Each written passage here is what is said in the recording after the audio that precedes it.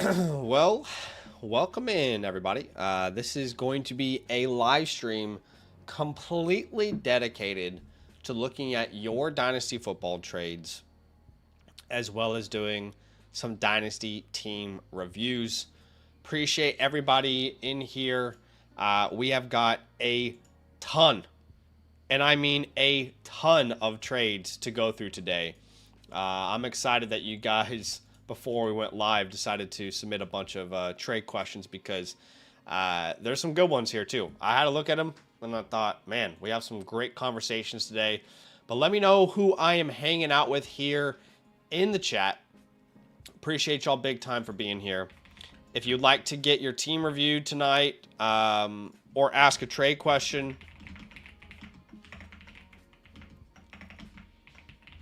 then there's a link in the pinned comment for you there. But appreciate y'all big time for being here. What's up, Flock Anonymous in the building? What's up, Trenton? Brizzleton is here. Mike is here. Khalifa is here. Welcome in, gang. Welcome in.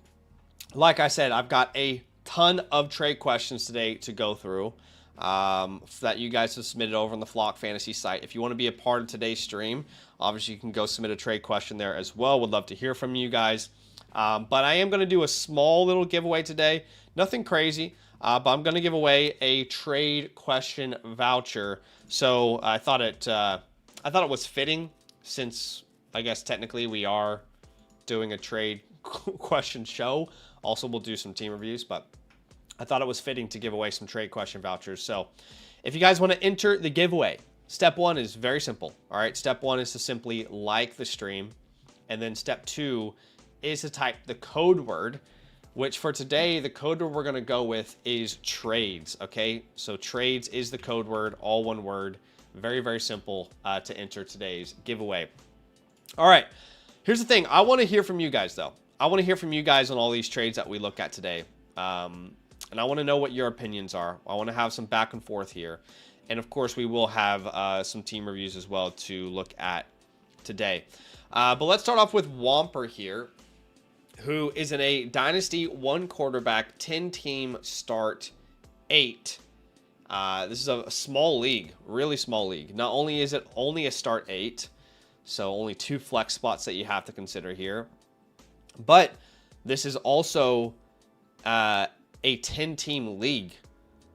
And to be honest with you, I am confused why anybody would value DeAndre Swift as the 105. I know it's the Swift and Monangai combination there, but I would pretty easily go the 105 here. In a 1 quarterback format, you're not going to have Mendoza pushing that tier to the 106, but that top tier is still within the 105 in a 1 quarterback league. So at worst, you're going to end up here with a Mekhi Lemon, with a Jadarian Price, one of those type of players most likely. And looking at your team right now, you don't have a team where if you lose DeAndre Swift, you're just completely screwed. I think either way, you're going to add a much better dynasty asset to your team. So yeah, I'm going to pretty easily go the 105. Let me know in the chat though. If you got a certain opinion on this one, I want to hear. What package are you going? Are you going DeAndre Swift or are you going the 105? I want to hear from you. Okay. Let's jump to Witter Green. Now, I don't know if this is the same league. Let's see. Is this the team that he's going to get reviewed? I think this is the team that he's going to get reviewed. So maybe we'll save that one for his team review there. Yeah. Let me see. Does the Judkins and Addison owner here have on the same team? Okay, so that's definitely a trade question that is in relation to his review. So we'll hold that one for him. Another one here from Whomper. This is another trade question where in a Dynasty 1 quarterback, 10 team start 8, he's asking if he should send away Jamar Chase to get back Daniels, Javonte, and a 27 first. Now, this is why I always say, look, trade calculators are a great tool to give you some sort of baseline, but they're not going to always be perfect. And in this example, there's just not a chance that I am giving up Jamar Chase for this package. It's one quarterback league. If it's super flex, it's a no-brainer, but it's not. It's a one quarterback league. We love Jaden Daniels.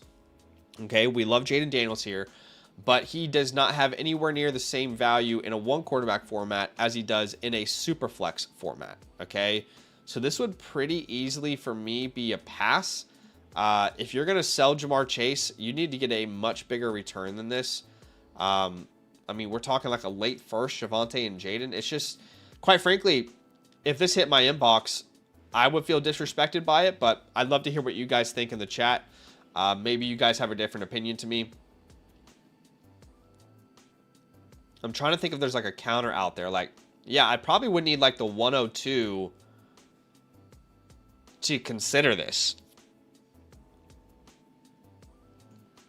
Because, again, look, like your league is so small that these top-end names should be premium just by a mile.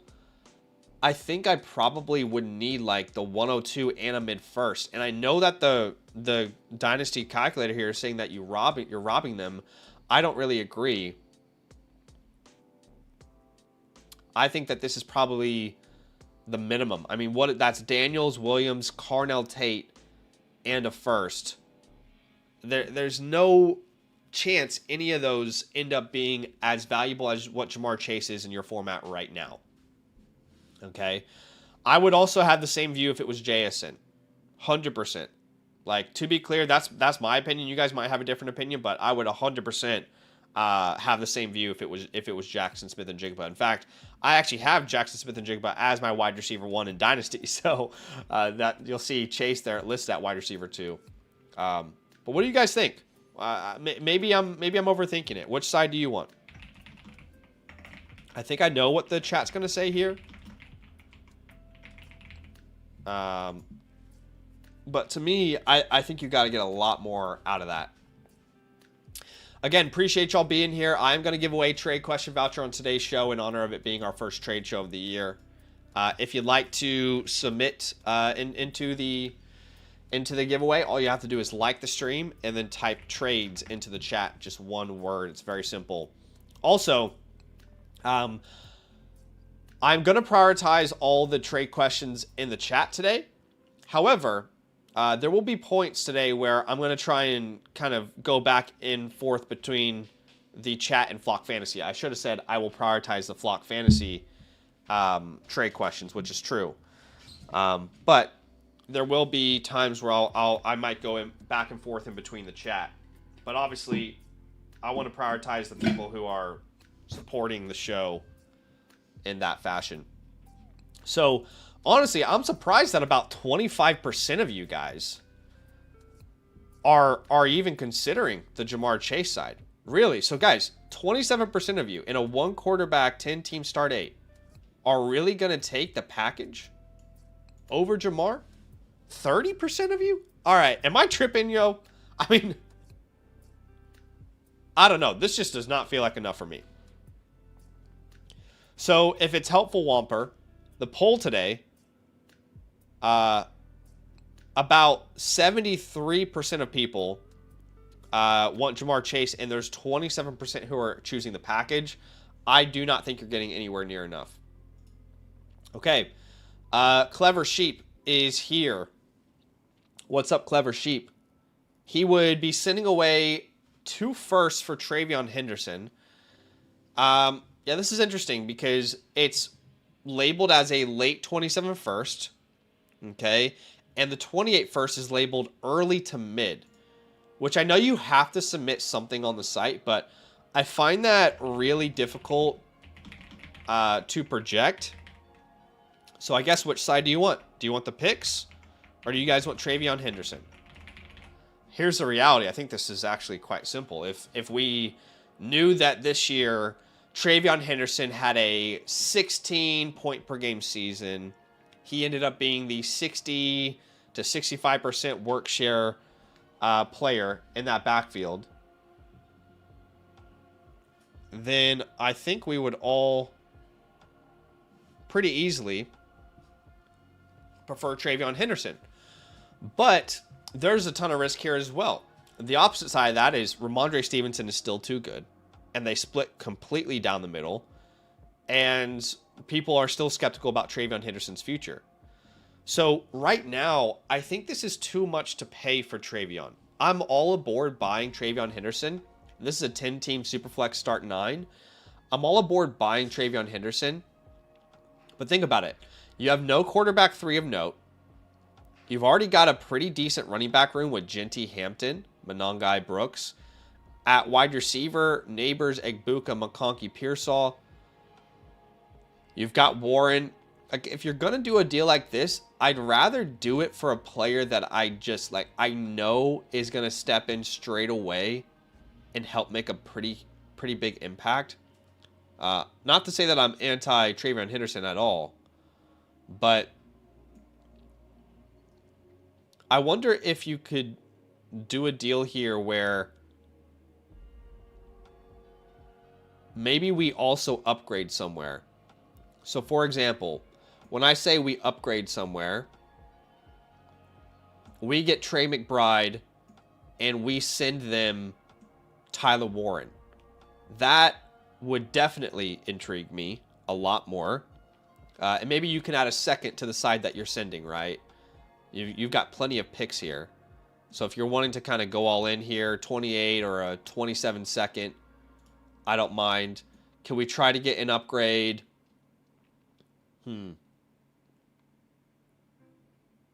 I mean, shoot, I wouldn't be opposed to, like, even adding a Derrick Henry. I think that makes me feel more comfortable getting Derrick Henry and TreVeyon. I think there's less risk there involved. I don't know, though, guys. I just feel like if this is the best offer on the table right now and it's just you get Henderson for those 2 picks, I just think you're assuming a lot of risk here. What I would love to do if I were you is go add Jeremiah Love. Okay? I mean, can you get Jeremiah Love for 3 future firsts? Okay? Your team is already pretty stacked. You have a lot of assets. I'd rather add a first on there and just try and grab Jeremiah Love instead. But the chat right now, by the way, 67% of people are preferring the pick side of things, which is where I would probably land as well. And I'm a big TreVeyon Henderson guy as well. So, yeah, that's where a lot of the chat is going to stand there. Okay, Clever Sheep, appreciate the question.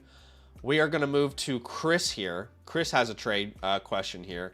He would be sending away Cam Scatterboo in a mid-27 first for Mr. Ashton Genty. I like this a lot in a 1-quarterback format. I'm a huge Cam Scatterboo guy. I mean, y'all know I love me some Cam Scatterboo.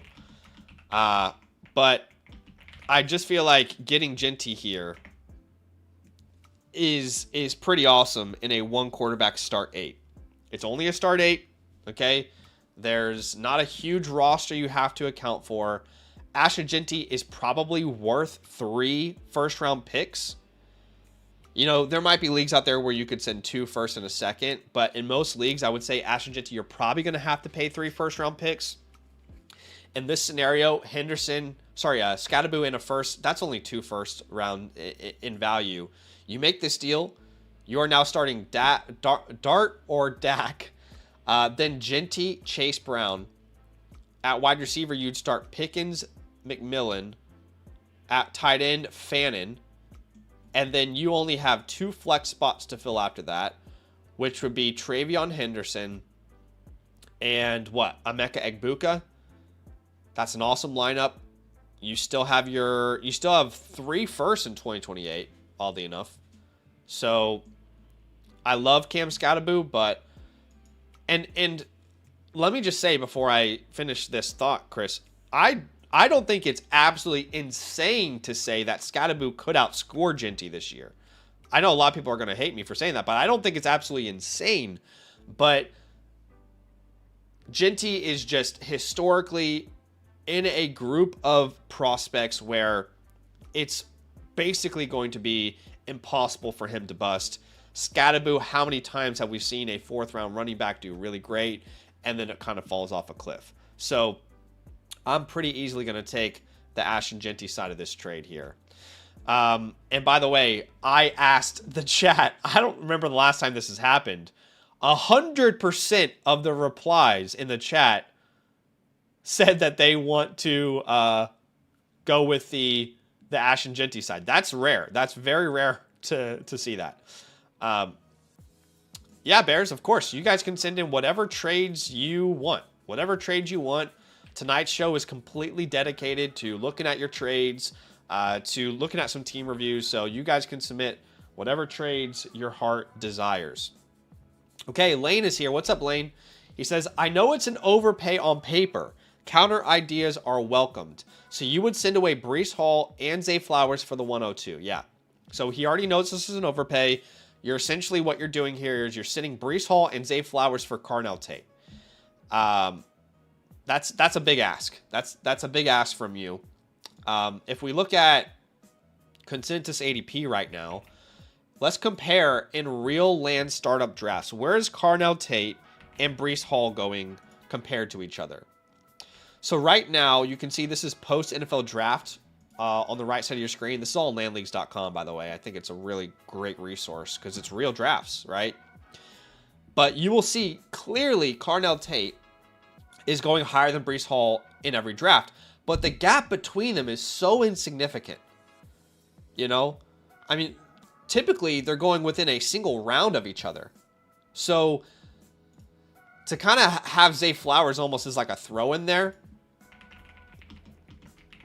you know, we've got to structure this in a very different way right now. And these are two players that I like, honestly. Like, I like the idea of having Breece and Zay Flowers on my team. So right now with Breece and Zay Flowers, you have a starting lineup of Drake May, Hampton, Breece, JSN Chase. Oh my gosh. Tucker Kraft with Kittle there. Have you already made this trade? Okay. I don't know if you've already made this trade yet or not. Okay, so look, here's what I would try and counter with.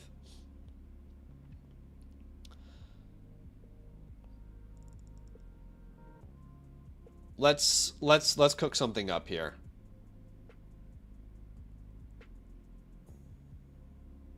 Oh, dude. I don't know. I'm not really obsessed with this idea. Like, let me just say right now, like, inherently, I don't think this is a good trade. I think maybe if you were able to add a first onto the side that you're receiving,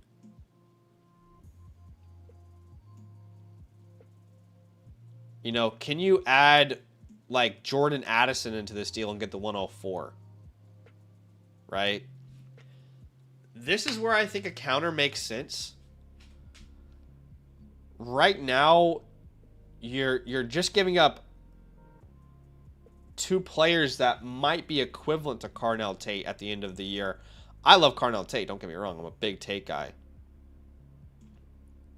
But, I mean, he also has Bucky Irving. I just don't see a real counter there. Yeah, the only thing that makes sense to me is like you adding another piece to this deal where it makes them want to give you additional value. So like if that's not Addison, can it be Devontae Adams? And again, you get the 104. But just inherently, Lone, I don't really love this trade as it's currently constructed. And by the way, 95% of the chat voted for you to keep Breece and Zay.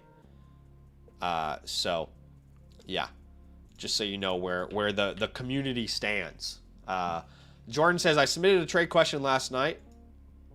Yeah, so is the trade done, Jordan? Because, yeah, we'll get through all these trade questions for sure. Don't you worry. By the way, appreciate everybody being here. This is the first show I've done this year. Let me know if you guys like this type of show. I thought I could do this show every week if you guys like, where we do a trade show. If there's any team reviews, I can go through team reviews, but it's really like a point of the week where we can come together and look at the trades that you guys are cooking up, and kind of make some decisions together based on your formats. But let me know if you like this idea. I thought I could make it like a weekly thing. But I am going to do a giveaway today. So all you have to do to enter to win a trade question voucher on the site is like the stream. And then the second thing you need to do is type the code word in the chat, which is trades. It's just one word, like Gross Willer did here. Okay. Shout out to Ginger Ale 36. By the way, can I just say, I don't know if this makes me old. All right. I don't know if this makes me old, but I will say I love ginger ale. Okay. So like Coke is probably number one on my list, but it's not like in a tier of its own. And maybe we should do, you know, a tier list of sodas. Maybe that would be fun at some point. But to me, in that top tier, like S tier, you got to put Coke. Okay. And by the way, I should say that outside of America, Coke tastes different. Just so you guys know. In America, I think Coke tastes very, very processed and kind of, I don't know how to describe it. But outside of America, most of the world uses different sugars than you guys use and different ingredients than you guys use. And Coke outside of America is very much like king, just so you know. But let's talk about ginger ale for a second, because it's universally the same. Canada Dry Ginger Ale. That is S tier. I don't care if that makes me an old person. I don't care if that makes me unk, all right, as the kids would say. Ginger ale's S tier, all right? Absolute GOAT. All right, you can eat ginger ale literally any meal, by the way, okay? But shout out to the Lumberjack, who I believe the Lumberjack submitted some clips over on the flockleague.com audition site. So we recorded a video this week, and I'm excited for you guys to see that on the Flock League channel. Okay, here for the snacks has a trade question. Okay, now this is apparently Marv plus a 29 mid-second for Garrett Wilson. So the question really is, which side do you prefer here? Okay, which side do you guys prefer? Would you rather have Garrett Wilson or Marv in a 29 second? Personally, I'm pretty comfortably going Garrett Wilson. I don't know if you guys are on a different level to me here. It's not that I don't believe in Marvin Harrison. It's that, and I've said this entire offseason. If you're a Marvin Harrison guy, there's no reason for you not to be in on him. If you're like, I loved him as a prospect, I'm still going to bank on his career. But I think you need to recognize that these two players are not in the same situation. Okay? Garrett Wilson is the clear alpha.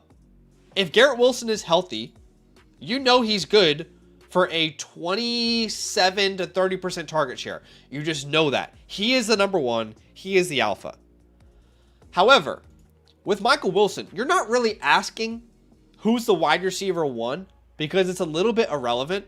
We know in Arizona, the number one target earner, the guy that you funnel your offense through, is not a receiver. It's Trey McBride. So that's always been my holdup with Marvin, is that, you know, Trey McBride is an elite receiving threat. There's not a scenario here, in my opinion, in Marvin's career, at least in Arizona, where he ends up being like a 30% target share guy and Trey McBride is shrinked down to, you know, a 17 to 20% target share player. You know what I mean? Like, I do not see that being a possibility. So a second, we've talked about how bad the hit rates are historically for second round picks. I know this is kind of like a throwback now because we're past the 26th draft, but in my rookie report, we actually looked at historical hit rates for rookie picks. Okay. Some of you guys will remember this. And overall, like, second round hit rates are atrocious. Like, truly, they are terrible. If you were to bucket like the 201 to the 204, I mean, it's just like the chances of you hitting on a really good, useful dynasty player is so slim. That's why I tell people second round picks are like the easiest negotiation piece. Like, if I need a trade to go down and I feel really good about a player that I'm getting back, and they're like, well, what, you know, we're close, but instead of that third you're sending me, would you send a second? Like, yeah, I would send a second, right? So I'm going Garrett Wilson. Now, I'll tell you, the chat is closer than I thought they would be. The chat, 63% are saying Garrett Wilson. 37% are saying Marvin Harrison Jr. What is up, DFF Value? He says, how do I sign up to get a team reviewed? Great question. I'll go ahead and answer it before we jump into more trade questions here. The easiest way for you to get your team reviewed is by becoming a promo code LAND annual Mother Flocker member. All right. That is the annual membership here, the Dynasty membership. You get the live team playbook, all right, customized review of your Dynasty team. Everybody gets a playbook when they get a membership with me over here at Dynastyland. But you're also going to get the 6 trade question vouchers to come on the stream and ask a question, all right? You're going to get a war room if you have any rookie drafts coming up. You get the 2026 draft guide. You're going to get access to landleagues.com, which is a site where we host Dynasty leagues and redraft leagues and best ball leagues. In fact, this is a fun little heads up for anybody who missed it. We just dropped, I don't know why I say we, I mean it's me. I just dropped, but we sounds better. I don't know. Okay. But I just dropped my first best ball draft of the year. Now this is for redraft, okay? It's the Ryan Leaf League. We're going to be drafting that over on the Fantasyland Football channel, and then the Kronos League will be drafting. It's a Dynasty Startup draft that you can enter. We'll be drafting on the 29th. So, yeah, hopefully that's helpful, man. Let me know if you have any questions there. Okay, let's jump into H. Snively's trade. Okay, so this is a Superflex 12 team. Superflex 12 team, start 9. And it's awesome to hear from you guys in the chat, by the way. I really love hearing from y'all. You guys have been great today. This has been fun. Maybe I will do this weekly. This has been fun. Okay, H. Snively, Superflex 12 team start 9. He's sending away Bucky Irving and Jonathan Brooks to get back Jonah Coleman in a first. Okay, here's the deal. I love Bucky Irving more than the average person. However, if I'm able to get a future mid-first for Bucky Irving right now, considering all the risk that's attached to the player, unless I'm just like a real contender and I just need bodies and, you know, Bucky is like the piece that I need, I would find it really difficult not to accept that 27 first. Now, when I look at a Jonah Coleman and a Jonathan Brooks, I personally would value them quite similarly. Some people are probably going to prefer Jonah Coleman heavily. I do prefer Jonah Coleman in a bucket. But let's ask you guys. Let's ask the chat here. I think I know where the chat's going to go, but it's always good to get different opinions. Look, if you made this trade, you would have no RB3. You know, you'd have Coleman, I guess, as your RB3. But that is something to consider. If you're wanting to go out and contend this year, what you could do is you could start to contend this year. And then in season, if you need a running back, you could use that 27 first on a Bucky Irving level player, but you would already know that they're producing, right? So you would kind of mitigate some of that risk.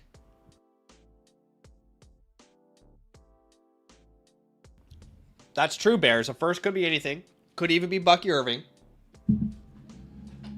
But as the resident Bucky Irving stan, we can't pretend like we haven't seen case after case after case of a day 3 running back who had a really good rookie year and didn't end up becoming a franchise piece. Okay? I mean, Kyron Williams is really an outlier, right?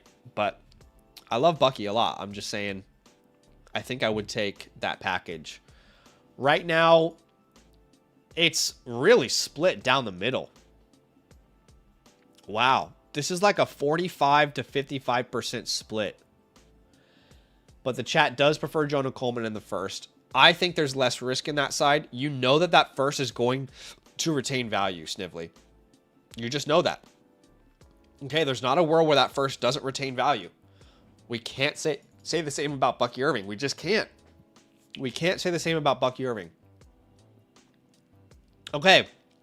Berries. What's up, Berries? This is a Dynasty Superflex 10-team start 10. So decent sized lineup, but it is a 10-team league. We have another Bucky Irving trade here. So which side do you guys want here? The Bucky plus the package or Puka Nacua? Let's get one thing straight. The 210 means nothing to me. Okay, so it really does not matter. Now, Barry says that he got a team review and I told him to punt. So if you did this trade, Barry, that would be the opposite of punting. Here's what's weird is like, that's a good price for Puka Nacua. But if your team is not good and you're not ready to compete, this may actually be harmful. Let's have a look. So if you made this trade in a Superflex start 10, you would be starting Jackson, Stroud. Don't love the quarterback 2 there, but maybe between Stroud and Cam Ward, there's enough. You would start Jacobs and Chuba. Ugh. Then Puka, Nico. Oh, gosh. Okay.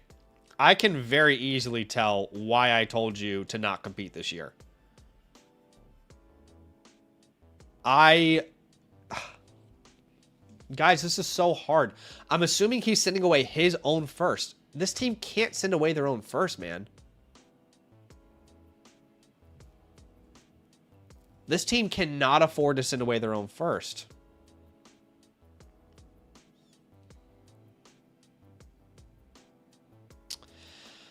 Ugh. You can't do it, dude. You can't do it. I don't mind sending the 106 in Bucky. Can we send something other than our own first here? I mean, can you offer him Josh Jacobs instead of your own first? You don't need the 210 back. You cannot afford to be sending your own first here, dude. That's not on the table. It's not on the table for you.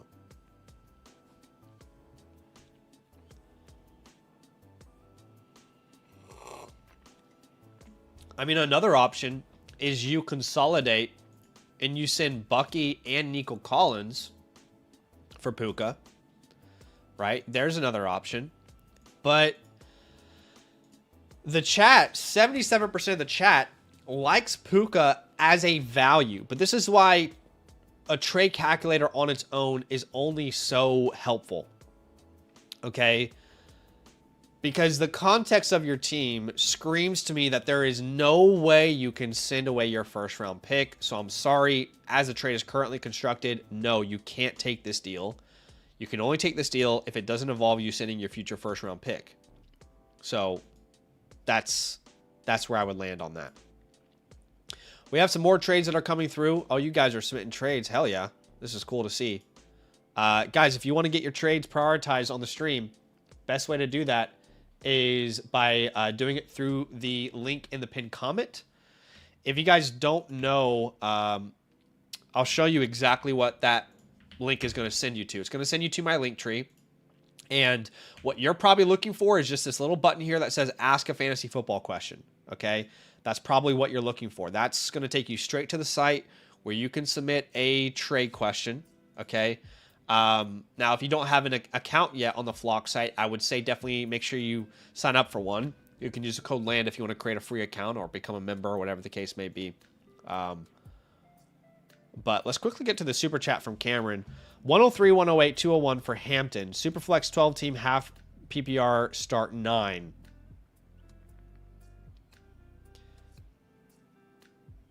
So this is basically Tyson. Let's say this is Jordan Tyson, Kenyon Sadiq, and Jonah Coleman, or Marion Hampton. I think I'm pretty easily going Hampton there. Chat, let us know what you think here for Cameron. But Cameron, I'd be able to give you a better answer, to be honest, if you submitted through this site. I'm not saying that because everybody has to do that, but truly it's a better experience for you guys because when you link your team and you submit a trade question, I have so much more context to work from. But on a base level right now, just because, for example, right, the trade we just saw with Puka Nacua, if that was submitted as a super chat, I probably would have said, yeah, this is great value for Puka. But there was no context at all, right? So right now, on a surface level, I like the Omarion Hampton side there pretty easily. Okay. Suo my no call. You know what? I tried. Suo, what's up? It's a Superflex 10-team start 9. No Titan Premium. He says, reverse my name, play the finale. People deserve it. Okay. I'm like, what am I looking at right now? Okay, so this is Flock. This is Flock Anonymous submitting a trade question. I should probably start by reading the context that you guys included. But shout out to Flock Anonymous. I appreciate the consistency he's brought. But is this a serious question, or did you just want the clip? I don't know. If it's a serious question, it's a Superflex start 9. You already have Jackson and Purdy.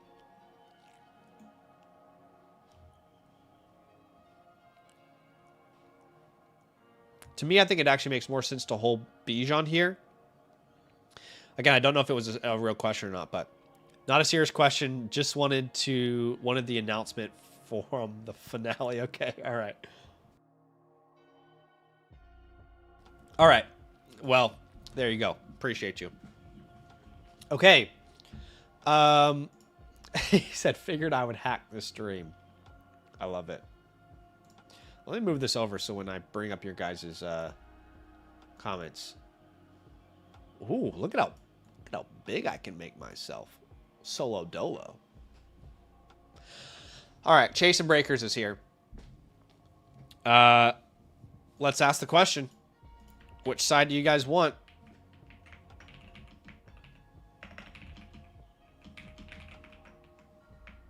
This is a Titan Premium of 1.5.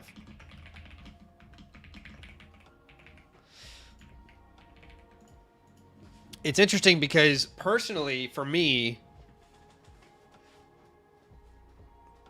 if this was a non-Titan Premium, I think I would genuinely have a different answer.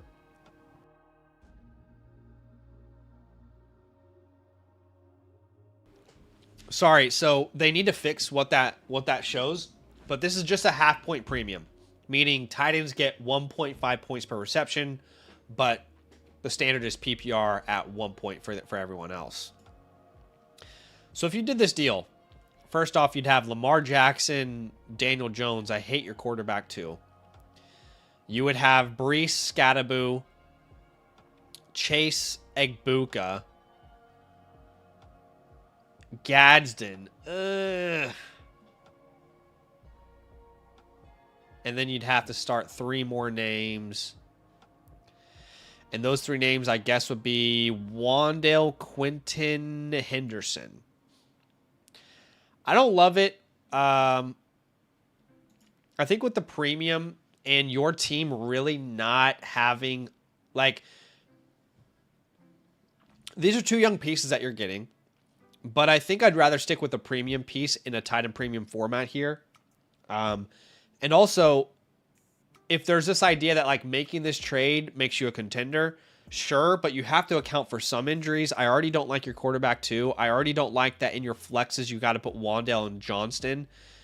You know, your bench right now, if healthy, having Jawan Johnson, Kyle Williams, Rashad White is not that comforting.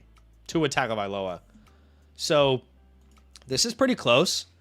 Right now, in the chat, 55% of people are taking Brock Bowers. So it is genuinely close. But I don't think it's enough in the Titan Premium. Now, would they be willing to give you Kyle Pitts? Because that's a counter that really gets my blood boiling in a good way.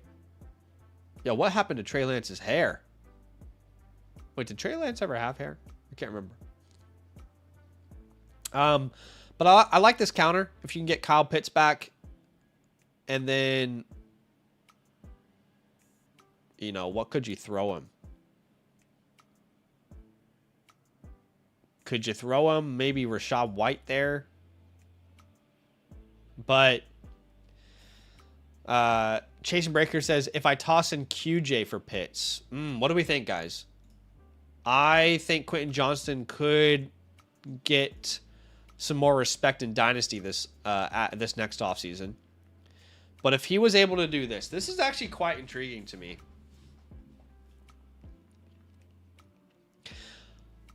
But at the same time, Johnston and Pitts shouldn't be valued that differently anyway. This is a toughie.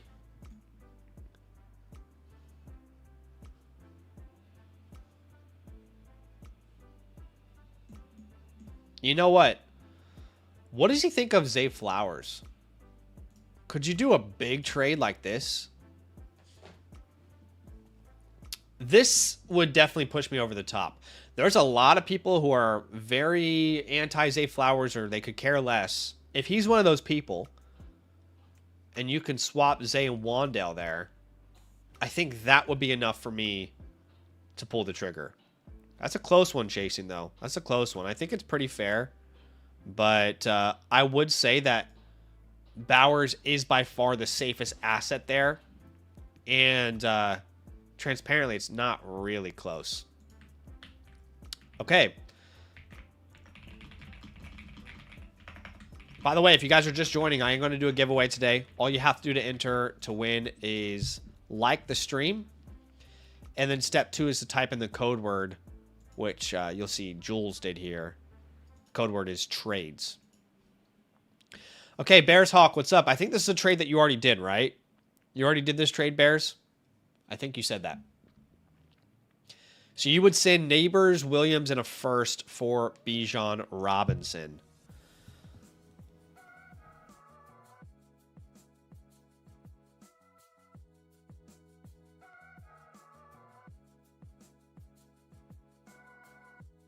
I want to see what the people think of this one. It's a Superflex 12-team start 9. It looks like there's a full point premium. That doesn't really matter in this particular scenario. But now that you've made that trade, well, your quarterbacks are awful, man. Your quarterbacks are bad, but you would be starting, I don't know, like Mahomes and Brissett, I guess. Then Bijan McCaffrey, Lamb Olave. Oof, no good tight end. I hope this isn't your first, dude.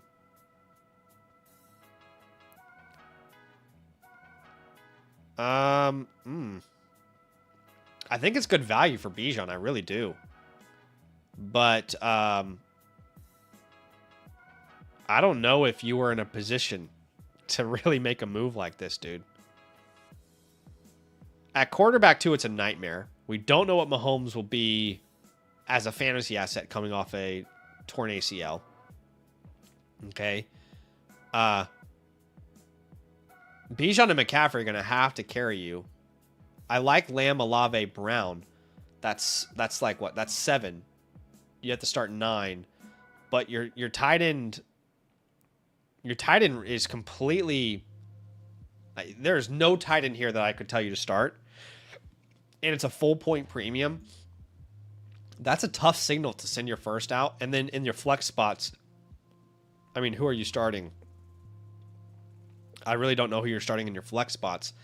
So this is another one of those ones where I think context is really important, because from a value perspective, I don't mind Bijan at that price. He says, my team is on the right. Okay, you know what? I apologize, Bears, because I'm realizing that you already did the trade. Therefore, that is why. That's why it's not, that's why the team is showing on the left.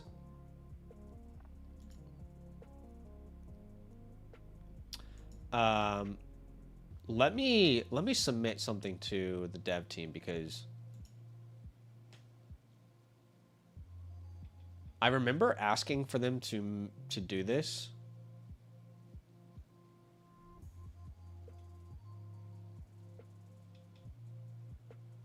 Let me find it.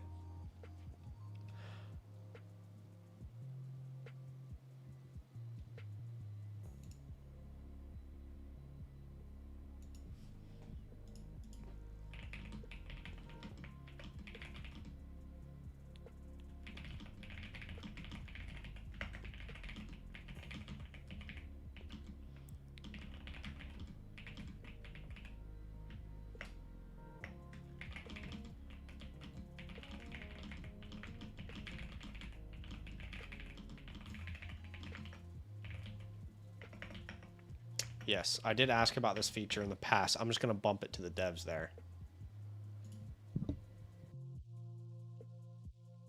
Okay, so now let's think about this differently. We know your team's on the right, so it's Hurts and Murray. Transparently, again, like, don't love that Murray and McCarthy are your only quarterback 2 options. Anyway, let's say Hurts and Murray. If they're healthy, that's awesome.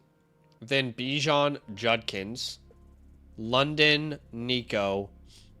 Okay, yeah, Gadsner, Mark. That's 7. And then you're flexing on this team, Mike Evans. Probably Mike Evans, DJ Moore, Carnell Tate. You got Swift there as well. I don't mind this. I don't mind it. The hard part for me is, like, I still think there's a scenario here where people could be ranking Malik Neighbors as a wide receiver 1 in the future. So, I mean, for example, if you guys watched, what draft was it? There was a stream where I think it might have been Atlas where I traded for Malik Neighbors, and I was surprised because a lot of the chat was like, "How are you trading for Malik Neighbors? This is silly." Look, I still believe that Malik Neighbors can be the wide receiver 1 in Dynasty. I still think that's a possible outcome for him. My concerns around Malik Neighbors are really in, like, the redraft side of things rather than Dynasty. However, you know that Bijan is a top 2 running back in Dynasty. You know that he is, one of these unicorns that you can rarely ever find. So I don't dislike it, Bears. All right, Dristans, what's up, brother? It's Superflex start 9 here. I'm having fun looking at Dynasty trades, man. I'm having fun doing this. I'm having a ball.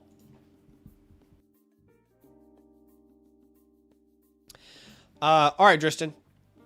Let's have a look.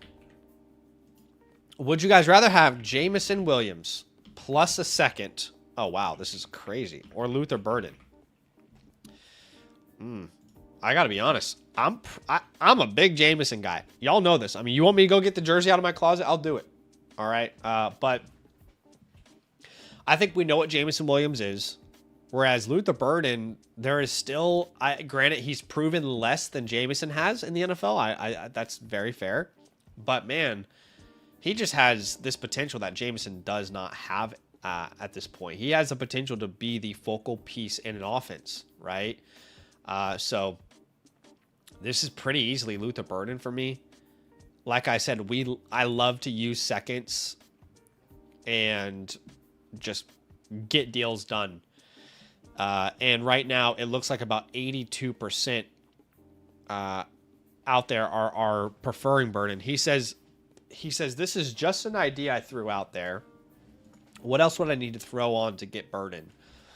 Okay, you have to recognize, Tristan, that right now, Burden is one of the most difficult assets to trade for.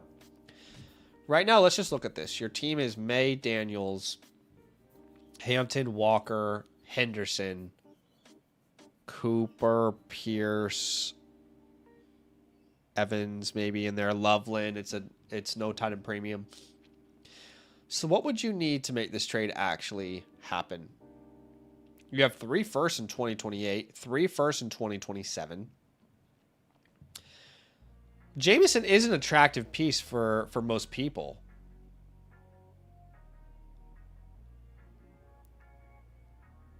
This guy could use a quarterback upgrade.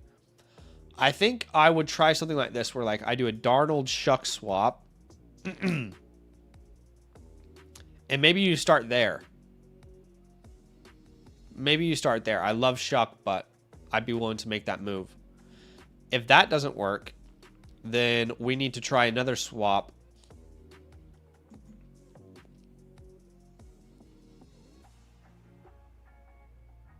Who's he got at tight end now? I was thinking maybe like if you... I wouldn't mind throwing Omar Cooper into this deal. Maybe you could get back a third. It depends on your league, I guess.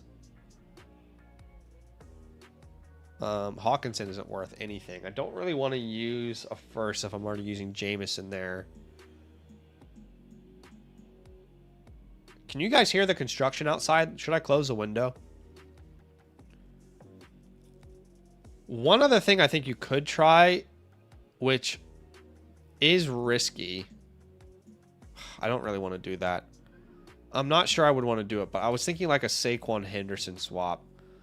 Don't really like that one as much. But let's try the Cooper in a second, and let's try the Darnold and Shuck swap as well. Okay, no one can hear it? Okay, heard. Appreciate you, Tristan. Philly, on 2, break. Superflex start 10 with a full point tight end premium. So he's sending away Drake May to get back Daniels in a second. Okay, so here's the thing. I love Jaden Daniels. He says, rebuild almost done. Think JD and May flip an ADP. Here's the thing. I love Jaden Daniels. I love him. But this is just not enough. I have been the king, or at least a humble servant, of the idea of going from May to Daniels and getting extra value on top this year. Like, everybody knows that. I've been a big advocate of that. But the issue here is a second does not move the needle, dude. All right? A second just does not move the needle here.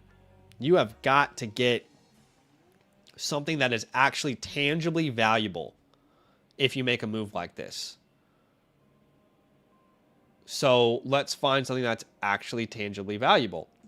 Jadarian Price. This makes sense to me. Okay? This makes a lot of sense to me.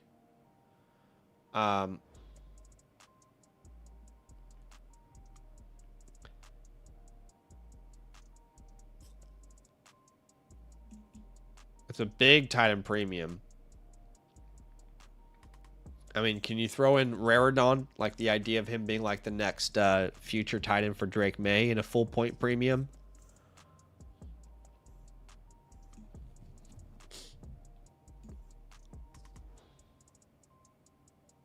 Okay, how about... Okay, here's another great idea. You do Addison. Oh, no, wait, sorry. That's... I don't want to get Addison. I thought we were about to try and add Carnell Tate, but you have Carnell Tate. That's my bad. Who does he have at tight end?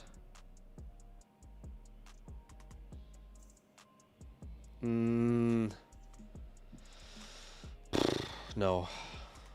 This is a tough one. Can we add Brooks onto this?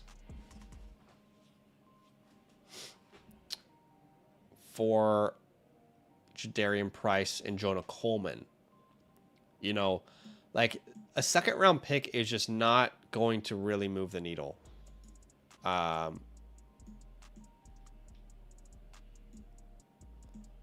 we could throw him.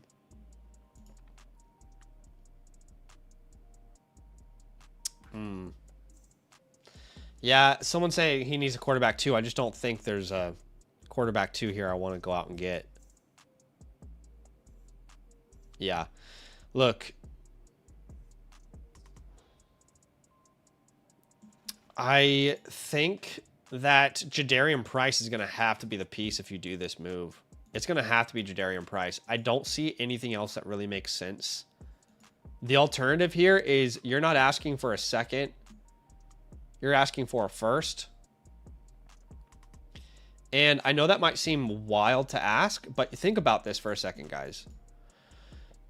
In real startup ADP, if we look at landleagues.com, who is the #1 player off the board at times?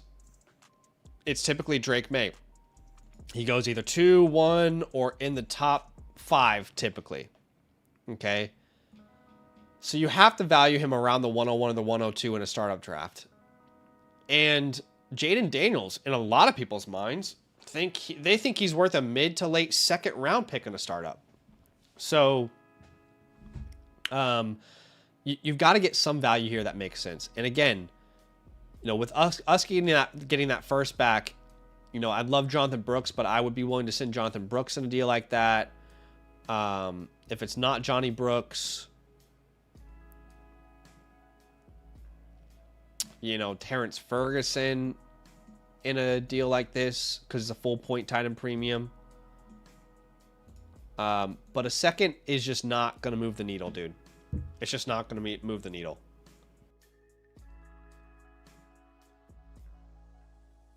Scribbles. So I hope that's helpful. Crazy says, hey Zach, I missed my live trade review and I have some questions in regards of some other moves I was thinking of making to go along with the initial trade. I can't remember which trade that was. I'll do my best to reply here, but obviously if you want me to have the full context of your team again, I can't go back and pull it up. But I'll do my best. If you don't submit, I'll do my best here in the chat, of course. Okay, Lone is here. He says, guy wants neighbors. What do you add to Egbuka here? Okay, I don't mind this idea. It is a 10-team start 9, so it's a small league. So we do want a premium. Yeah, this is an interesting one. You would be starting Daniels in this league, Genty, Achan, Puka, let's say Amon-Ra, Bowers. Wow, this is a great team. That would be 6. You'd have 3 flex spots to fill, which would be filled with, in this scenario, Egbuka, McConkey, Marvin, or actually Chase Brown would be in one of them. So this is a really good team. I don't like that you're giving up, Malik Neighbors, to be honest. I think I prefer to keep Malik Neighbors on a team like this. So the return would need to be pretty significant. Not that I'm anti-Egbuka. It's just I recognize that Neighbors still has the potential to be the wide receiver 1 in Dynasty at some point in his career. Yeah, what would it take? Interesting question. What would it take? Doesn't it really like a premium running back that we can tier up to?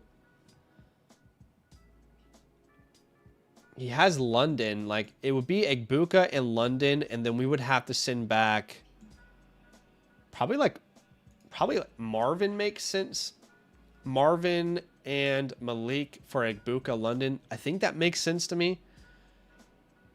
It would have to be London involved for this to be worth your while. Maybe you could send Jameson or Terry instead. That would be better. I'm not really obsessed with the idea of you just saying, okay, well, I'll add Devonta Smith and Emeka Egbuka. Like, I don't actually like that in a 1 quarterback 10-team league. You want to get premium players. Of course, you could always go the route of future firsts, right? So Egbuka, and if it is actually a projected early first, great. If it's a projected late first, could you do, at that point, a first and Ricky Pearsall or something, right? That might bridge the gap for you. But hopefully that's helpful. I was Barry. I can't remember what the trade question though was, because we've done quite a few today. If you can remind me what the trade question was, I'll do my best here and what your question would be. In Jim, what's up in Jim? So, in Jim would send away a first for Jalen Waddle. I don't think they're robbing you. Again, like, trade calculator's fine. Sometimes it's not perfect, but I don't think they're robbing you. Okay, so this trade is already done, Brizzleton. Is that right? Oh, I guess you guys got to trade down with each other. Is that's what I'm guessing is happening here. Look, if it's a true mid first, I think this is... If I'm buying Waddle, I probably want to buy him for a late first rather than a mid first. Just because if Waddle comes out here at the age of 27, he'll be 28. You know, and he has another... Let's say he has a 14 point per game season. Then it's going to be... He's going to reach like DJ Moore levels of disrespect in Dynasty rankings. You know what I mean? So I like the idea of if he's like your missing piece, sending a late first for him. But I think this is pretty fair. Let's go ahead and pull the chat here. So they're saying it's a late first. So let's say a late 27 first or Jalen Waddle. What do you guys prefer? Let's see what the chat says here.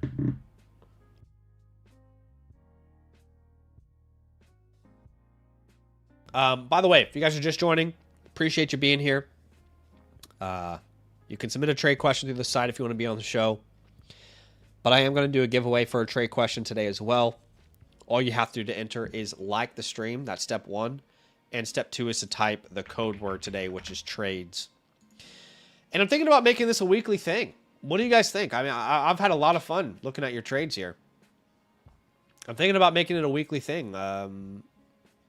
If there's enough people who want me to do it on a weekly basis, I probably will.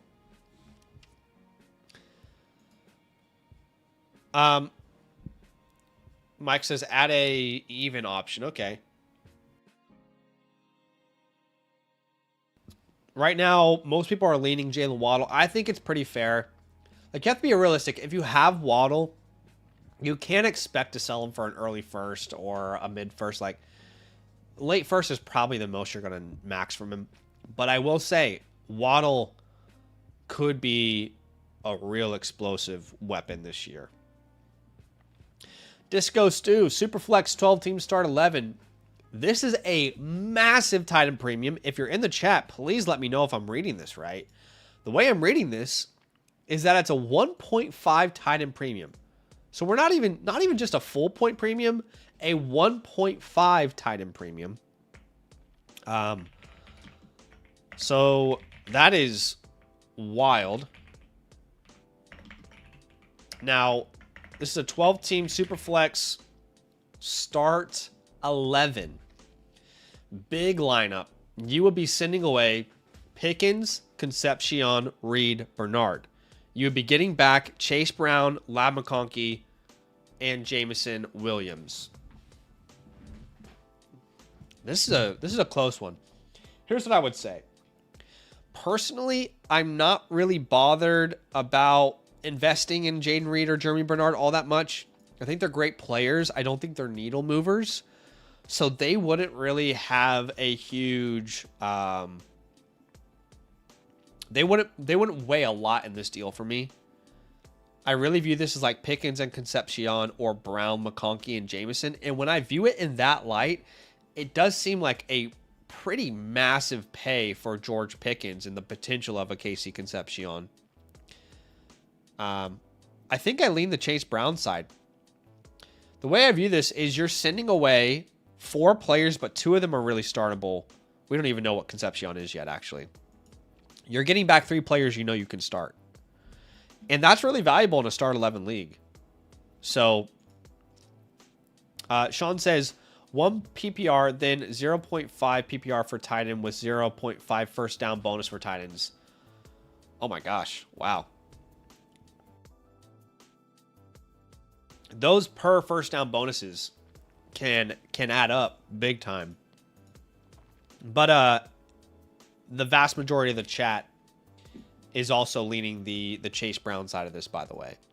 So that's cool to see. We're on the same page. Okay, Mike. What's up, Mike? In the building. This is a 1 quarterback, 12 team start 7. He says, just traded Ferg for Kraft. Oof. And Stroud for Goff. Dude, so you robbed this guy twice and now he's back for more?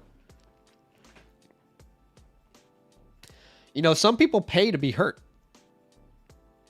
And I have a feeling that this guy might be one of those people who likes to pay to be hurt. Okay? Because those two trades do not really make sense for me. But we've got a Ken Walker package or the 101 side here. Really, in a 1 quarterback, 12 team start 7, very small lineup, you would be sending Walker a late first, 2 seconds and a third for Johnson in the 101. Let's really trim all the fat off of this.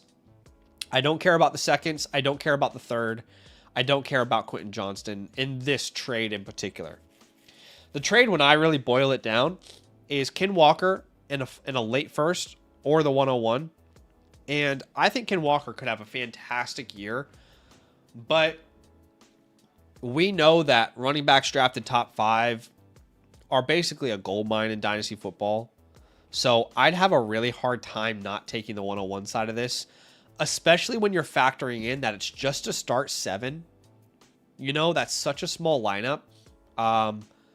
So I'm going to pretty easily go with the 101 side here myself. And you know what, Mike? This is one of those rare occurrences as well where 100% of the people who voted agreed that they were going to go with the 101 package.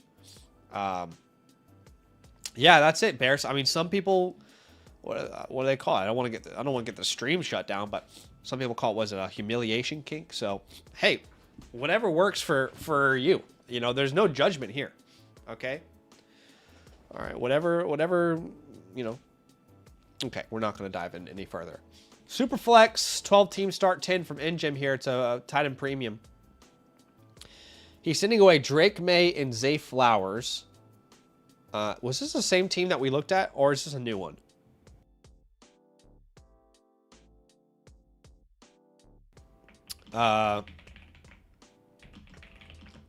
Okay, so I've talked a lot about tearing off of Drake May.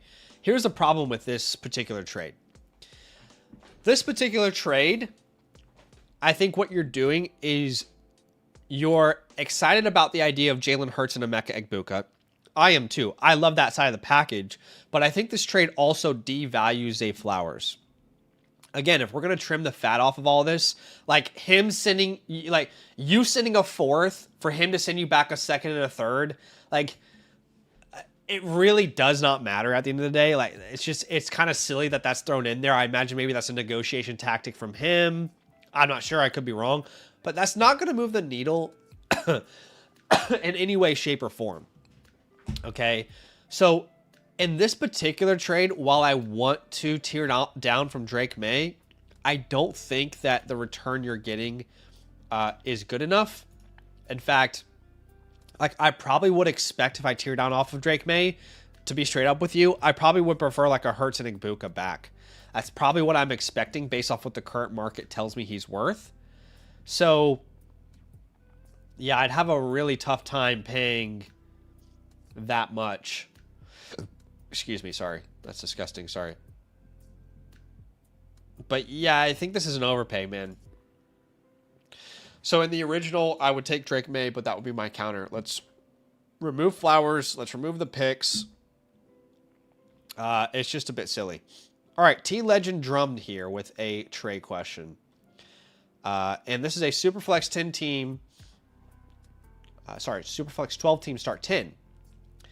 He would send away, oh my gosh, this is an absolute blockbuster. I'm going to really need your guys' help in the chat here with this one. Let's put a poll up. Okay, so we have the May package on the left. We have the Dart package is what we'll call it on the right. In this package, he is sending May, McMillan, Coker, Sadiq, and a 3rd. This is a tight end premium. He's getting back Dart, Tootin, Concepcion, Stowers, and a future first. Again, let's trim the fat off here. The 3rd, no disrespect to Jalen Coker and McMillan, but I think that's really, I think we're trimming the fat off of the deal here. This is really May and Sadiq at the end of the day. Here's the hard part. Like on the opposite side, I don't think there's as much fat in a tight end premium like Stowers. I don't think I would call fat.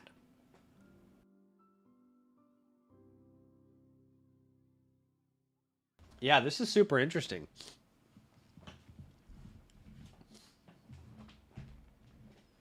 Wow. The thing is, I love Coker. I love McMillan, but I don't mind them being like pieces to equal numbers in a deal. Here's the thing. This deal is complete upside, and it also is complete risk. Dart and May is a far safer prospect based off where he was drafted and what we saw from him in year 2 than what Dart is right now, even though Dart has upside. Tootin. Could Tootin break out and be a top 12 Dynasty running back this year? Totally. Could he completely split carries or not be able to live up to the bill and they draft someone else next year? Absolutely. Concepcion. Could he develop into a great player? Yes. Stowers, yes. The only guarantee you really have in the side that you're getting is probably the mid-first. But because there is so much reward with the potential reward with the potential risk, I should say, I think I'm okay to take the Dart side of this trade. I would say it's relatively even, but right now 67% of the chat is saying they would take the Dart package. What you know for sure is that the first is not going to lose value, and because there's just so much potential there, I think it's fair to take that side. All right. I think that's all the trade questions for now. No, we've got another one here from Disco. What's up, Disco? This is another Superflex Start 11 big tight end premium. He would send away Branch and Okonkwo in the first for Young and Coleman. No way. Not a chance, dude. I'm sorry, but there's absolutely no way I'm sending a first-round pick for Bryce Young. Sorry, I didn't even need to put this one to a poll. Not a chance, dude. Not a chance.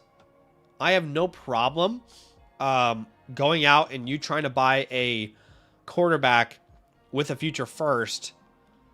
You know, is this your team on the left, though? Because if it is, I don't know that you're really ready to compete. Yeah, I don't know why you'd be making this trade right now. If this is really your team on the left, you're not really ready to compete, dude.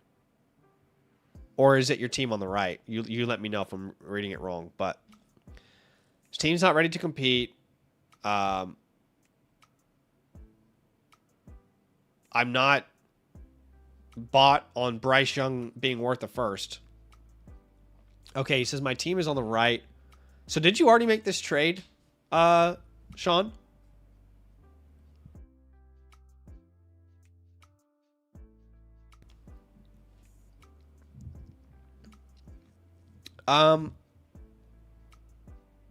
Look, your team is definitely better set up to compete now that I look at it. But still, okay, you already made the trade. No point in me like saying, look, I wouldn't have paid a first for Bryce Young. I know you're saying you're wanting to turn him into Kyler, and if you do that, great. Kyler's still not a player that everybody is sold on spending a first round pick on anyway. I just don't think I would have done this. I think Hurts, Baker, and Rodgers is good enough for this year anyway. I probably would have preferred to spend that first somewhere else. But what's done is done. And I'm sorry, I'm not going to like every trade that I see. I hope you guys appreciate the honesty. I'm just going to be honest. I don't think it was a good use of your assets, even if you land Kyler. But maybe you're a big Coleman guy. I'm not sure. But that's just my opinion. I'm sorry. Okay. All right. So we are going to get into some team reviews. Appreciate everybody for being here. Here's what we'll do. I'm gonna do one team review to start, and then we'll go to the giveaway. Okay, so we'll give you guys one last shot to get into the giveaway. The giveaway is very simple today. All you had to do was like the stream and then type the code word in the chat, which is trades. We're now going to get into that portion of the stream where I review people's Dynasty teams. And if you would like to have your playbook reviewed on today's stream, your Dynasty team reviewed, get a playbook, get customized trade ideas, then you can do that by using the promo code LAND, becoming an annual Mother Flock. Remember, that is the best bang for your buck. Or you can go to the Flock store if you remember a different promo code and get a team review a la carte. You can do all that with a pinned comment in the chat today. Okay. Like I said, if you guys want to submit trades on the site, I'll go back and forth between them after these team reviews, so you can still submit trades today. But we are going to go ahead and start reviewing some of these teams. Shout out to everybody showing some love to the channel this week and today. And we do have a Pro Pass, which is from Wheels and Weapons. So what is up, Wheels and Weapons? Hey, man, I want to say again, I know I messaged you offline. We had a conversation, but appreciate you supporting the show. I really can't do what I do without the support of you guys. And it's very humbling every time somebody decides that they like my content enough and they like the advice that I give enough and they appreciate the community enough where they want to, you know, be a part of it in a fashion where they're a member with me and supporting me. So I really can't say thank you enough to all of my members, all of my supporters. You guys are awesome. So this is a Pro Pass, and if you're not aware of what that means, on the Flock Fantasy site, you've got quite a few options. Okay, you've got the live team playbook by default. That's just a regular live team playbook. You know what you've known for the past 2 years. The Priority Pass skips the queue, and the Pro Pass doubles your playbooks. All right, which that's what Wheels and Weapons decided to do. He became an annual of the Flock member. Got all the awesome perks, and then upgraded to the Pro Pass. But if you're not a member and you just want to buy a la carte, you can still get the Pro Pass a la carte. But I'm gonna go ahead and give you that free team review voucher. You can come back whenever you'd like, okay, for your second team review. You can choose whatever team you'd like. That voucher is now in your inbox, my friend. Okay, let's start with his squad. It is a Superflex Start 9 with the tight end premium. And you are currently ranked number 7 in the league. Your untouchables. Let's start with Drake May. Drake May is an untouchable, a guy that you want to build around. And there's certain offers that I might consider if they're on the table, but he would be your main untouchable on this team. Players that I would like to hold on this team. That would be, it's funny, like, despite them being on the same team, I actually think Ja'Cory Cross-Merritt and Rachaad White are both really good holds. I just think they both could return nice value this year. Jalen McMillan, you know I love me some Jalen McMillan. Love that you got him late in this draft. And then I'm also going to add here Tank Bigsby, who I think is one of the better handcuffs in Dynasty football today. So, man, I don't wish anything on Saquon, but if he were to go down, I mean, that value could be huge as a handcuff. You could drop Evan Ingram if you want to clear up space. He's not really a player that needs to be rostered anymore, in my mind at least. And if you want to clear up more space at wide receiver, I'd probably drop, like, Jahan Dotson over anybody else there. On the waiver wire, I do think Keenan Allen deserves to be rostered. So Keenan Allen is a player I'd rather have on my team than Dotson or Ingram. If he doesn't end up signing anywhere, you can just drop him.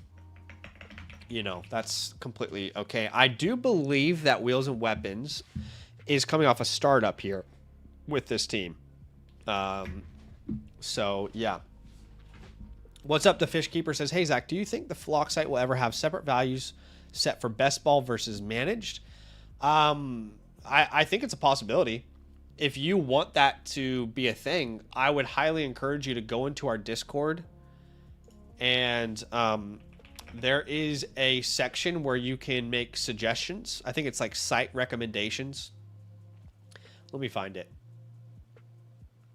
Let's see here.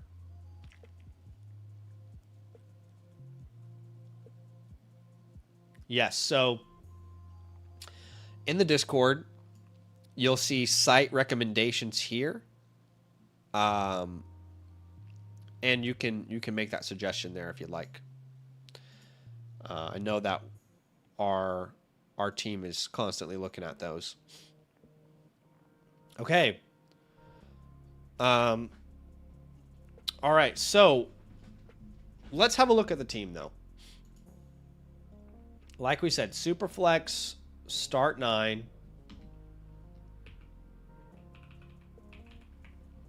And you're currently ranked 7th in the league.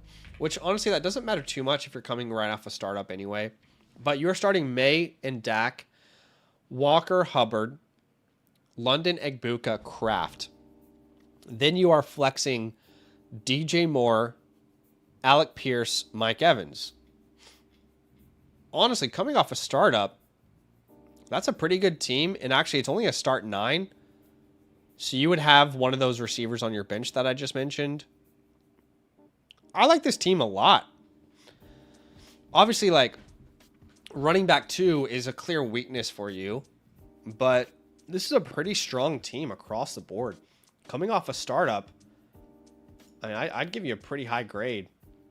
I would say probably like a B flat. And you might be thinking like, okay, how is that a good grade? But to be honest, most startups don't get above a C plus anyway. But I think you can contend with this team. I think you did a really good job. You have all your future draft capital, which is great to see. Now, what I would like to do to address running back 2, and you've kind of already addressed it, like you have so many band-aids there, like a Hubbard, JCM, Rashad White. Between all of those names, surely you're going to have an RB2. But what I would love to do is send my 27 second away and add a running back if I can.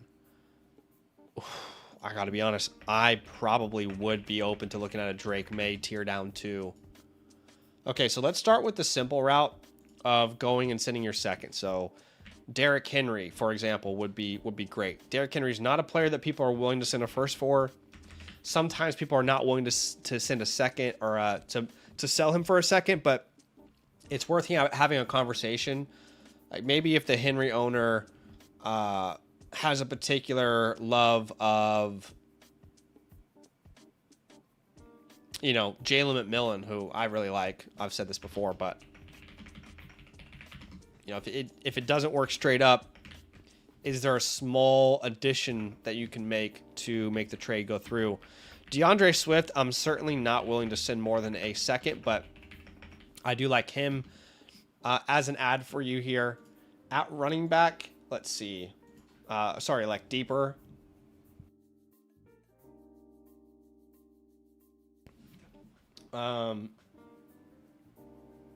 Oh, you know what would be awesome for you is like a Josh Jacobs. If you can send a second and a third, I don't think people are willing to send a first for him right now, and maybe the owner is panicking a little bit. You know, I guess David Montgomery is an option. I'm not really obsessed with it. I'd rather actually go the route of like sending a third away for like a J.K. Dobbins or something than doing that.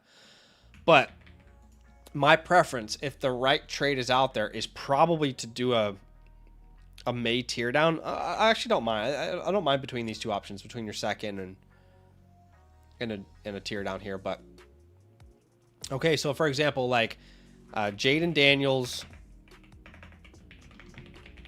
plus Travis Etienne, right?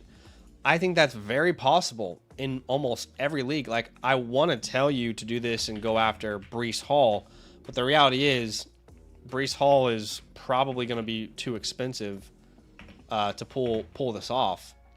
Now, could you do like May in a second? Maybe. But I love Jaden Daniels as a piece that we're adding here.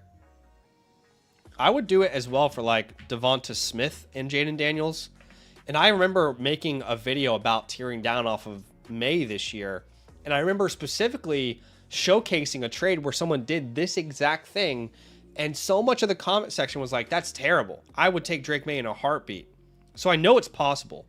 Because people have made fun of me all offseason for some reason.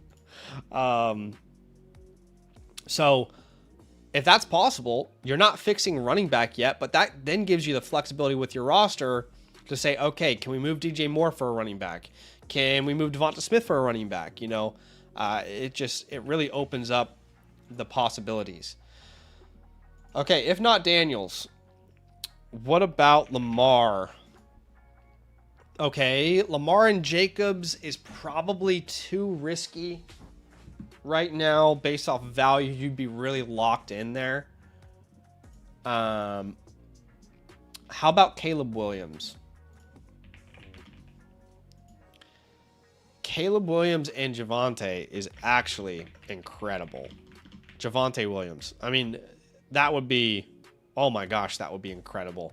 Now, do you have to send a second here to make this happen? I mean, that would be absolutely perfect. Obsessed. I'm obsessed with it. Not opposed to a Trevor Lawrence deal, but you're not going to be able to get Jahmyr Gibbs there. Don't want to do that. Brock Purdy. Huh. You know, I don't think this is going to be possible because your league is so close to the startup draft, but Brock Purdy plus Devon Achane would be awesome. That would be probably my favorite outcome for you if you were able to pull something like that off. Again, you can send a second if you need to, but I think Purdy is just one of those continually way undervalued players at his position. Jalen Hurts.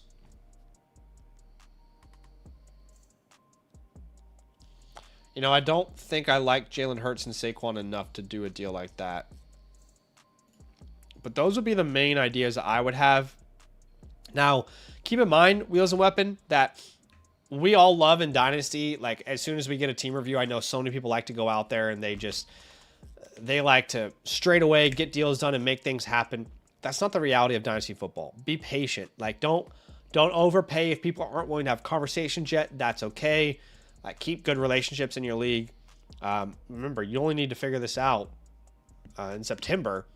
And what's funny about that is you could still run this team into the year as is and compete. I think this is a team that probably makes the playoffs. So really well done, my friend. I appreciate you letting me look at the squad. And again, I appreciate you becoming a member. Friendly reminder that you will get your team playbook here within the next 3 to 4 business days. You should expect that on the Flock Fantasy website. So just be on the lookout for that here soon. Okay, I think we should do this giveaway. There are 44 people eligible. So good luck to all, and to all good luck. We're going to give away a trade question voucher here. So let's go ahead and spin the wheel. Spinning the wheel. Good luck to everybody, and to everybody, good luck. Our winner for today is Gross Weiler. So, Gross Weiler, what I need you to do, my friend, is DM me on Discord. There's my username. I need you to tell me your Flock Fantasy username. And if you don't have an account yet, create one for free with the code LAND. And then I also need you to verify your YouTube account. So just screenshot your YouTube account. That way I can verify that it's you. But I appreciate you big time, my friend. I'll make sure and hook you up. All right, Ricardo. What's up, Mr. Ricardo, in the building here?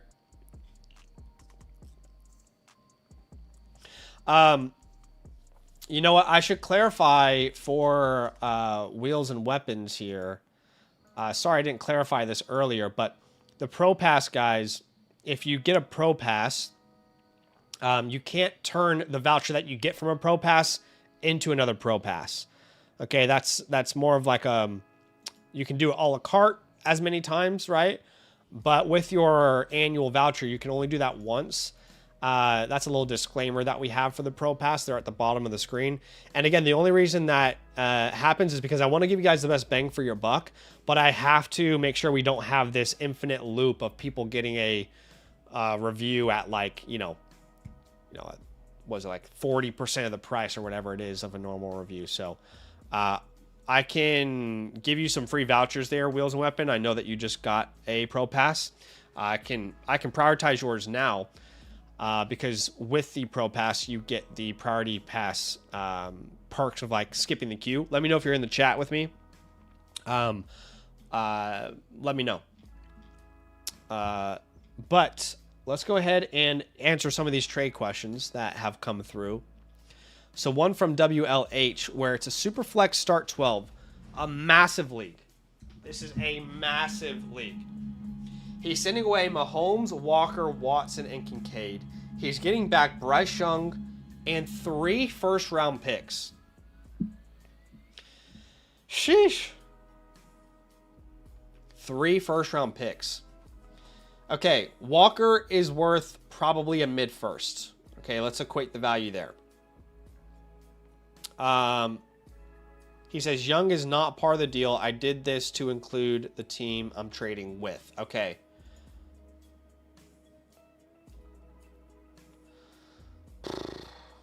I think it's pretty fair value, to be honest.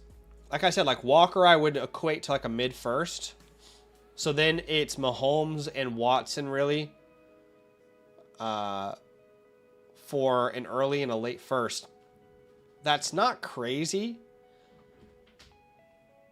If the early first is really projected to be early, I mean, it's far more attractive to me. It is a big tight end premium with Dalton Kincaid there. But I'd be curious to know how confident you are about the location of that first that you're receiving.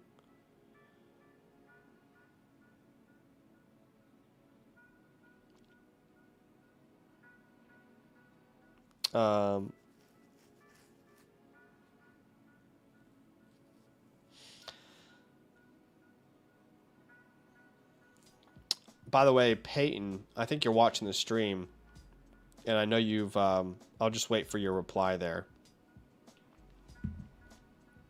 I see you on the back end. Okay, he says early should be top 3. Okay. Look, in that case, I'm fine to make this deal. Walker is worth a first. I don't think Watson is worth a first.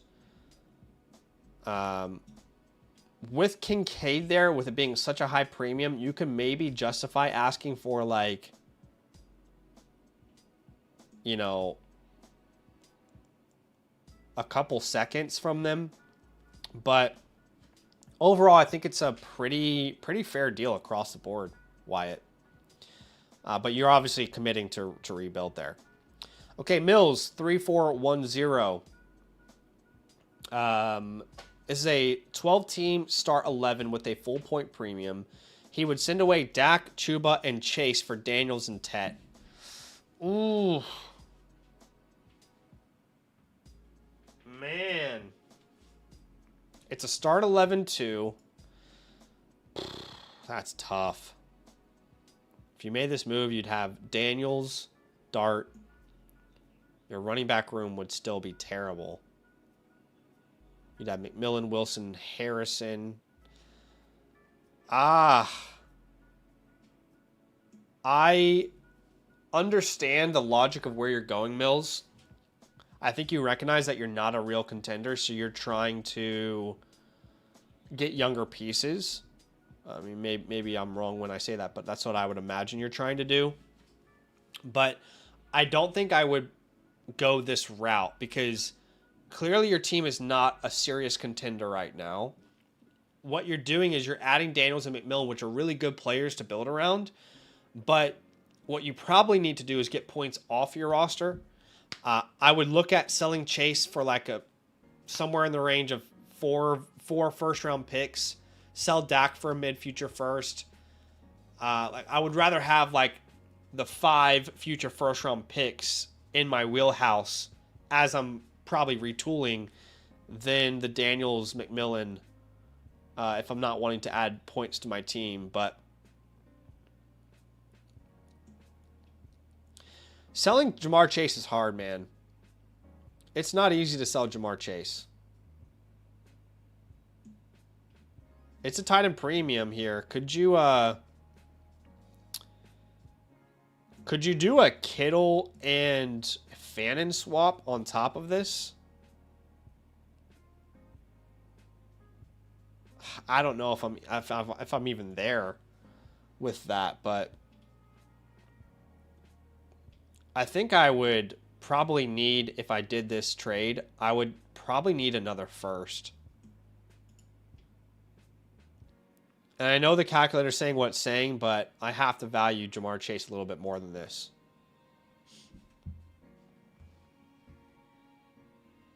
Okay. We've got another trade here from Disco. What's up, Disco? So in this trade, he's sending away Jalen Hurts, getting back Jordan Love, Jordan Addison, and Xavier Worthy. So for me, Disco, I am not a Jordan Love guy at all.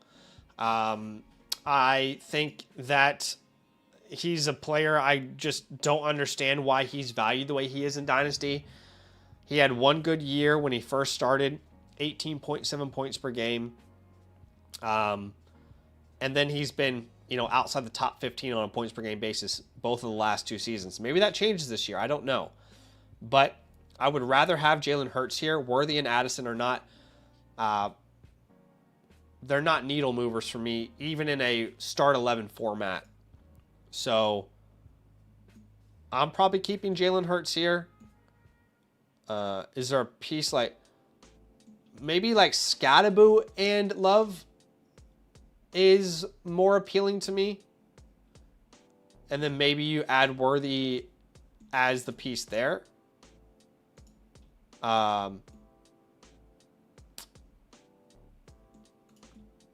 Love and Breece Hall. And then you add a Worthy at the end. These are packages that I'm more interested in, but I can't guarantee you that the other guy would want to do that trade. I just overall am not really someone who's looking to acquire Jordan Love. That's okay. So Peyton, I'm seeing here. Actually put a team review. Same team. It looked like it didn't go through. It was time. But I got the email.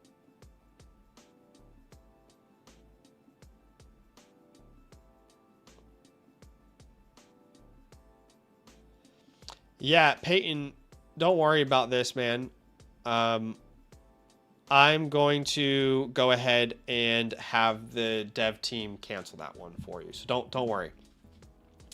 I will sort that after the stream, my friend. Okay, let's go to Ricardo. Ricardo, let me know if you're on the stream with me, my brother. My brother, man. Okay, so this is a 1 quarterback league, by the way, but it's a start 10. That's a big lineup for 1 quarterback. I mean, you can start up to what, like probably 6 receivers in a format like that. Your team name is CA Panthers, and you are currently ranked 7th in this league. Looks like we are very quarterback needy. He says, this is an orphan team I just took over. I know I should go into rebuild mode, but I like to compete to win every year. What trades can I make to be a contender? Oh, okay. Let's have a look.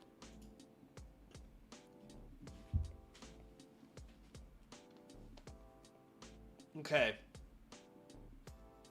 Okay. Well,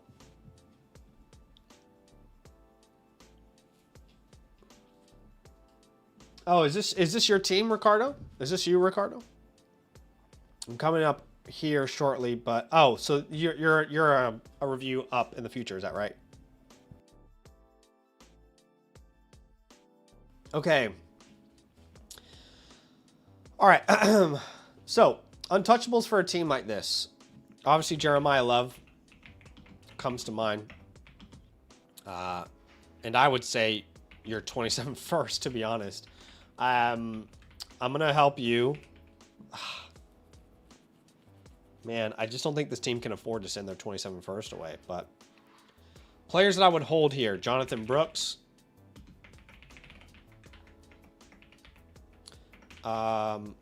I think he has a chance to be a helper of your team at running back. Ja'Cory Krosky-Merritt, I think, is worth holding. Ricky Pearsall if you want to compete as well, Parker Washington is a very strong hold for me. Players that you can drop. Joshua Palmer. There's a lot here. Le'Veon Moss, by the way, I don't know if you know, but he actually retired from football. I know he's a rookie, but he retired from football. On the waiver wire, hey, why not add Joe Mixon here? If he doesn't get signed anywhere, you drop him, but if he does, he could really mess up some backfields. And there's no premium on tight end there, so look, if it was my team, I'd probably be coming out here and telling you to punt this thing. Which, by the way, let me double check. Did we give Wheels and Weapons a team grade? Yeah, we said he was a contender and we gave him a B. Okay, just wanted to make sure. If this was my team, I would probably be doing a 1-year punt. Okay. It's not, you want to compete. I get that. Just being honest, I probably would punt. But because we are wanting to contend, I will give you the sleeper tag. But I have to be honest and say that I probably would not give you more than like a C- grade on this team. And I know you didn't build it, but I just think that that's important to be honest there. So if you want to contend this year, there's a couple ways that you can do so. First one is by tearing off of Jeremiah Love, because you clearly need help at depth. And you really can't rely on too many of these young players. Like, I know you want to compete, but again, think about this. You need Jeremiah Love to be a star straight away. You need Stafford to keep up his play. You need Lemon to be relevant in year 1. You need Burden to break out like we want him to. None of that is guaranteed. And with it being a start 10, right now your lineup is Stafford, Love, I guess Brooks at RB2, Burden, McConkey, Fannin. You still need to start 4 more names. And those 4 names right now are going to be Mackay, Ricky, Parker, and Jacoby Myers. It's just not realistic for me to sit here and tell you that I think you're a team that should compete. But that's the way I want to look at it for you, because that's what you wanted to do. So if that was my goal, first off, I agree with Mike wholeheartedly here in the sense of like, while I'm going to try and help you compete, you should in no way, shape, or form be selling your own first. This team has way too much risk to be trying to sell your own 27 first. So Jeremiah Love is a piece that we can move if we wanted to compete. Oh my God, look at this team. What am I looking at? If we were to move Jeremiah Love, we would need something like, okay, I'm trying to put together an idea like a James Cook, Malik Neighbors, James Cook plus Malik Neighbors. I don't know if you can get more than that, but I would love to add Josh Jacobs here. And then what we can do is we can add a 27 second. Okay. So that is a start, because if you make a move like this, then yes, you lose Jeremiah Love, but your lineup becomes Stafford, Jacobs, Cook, Neighbors, Neighbors, McConkey, Fannin, and then you're flexing Burden, Parker. It's still quite messy, to be honest. Okay, let's keep looking though.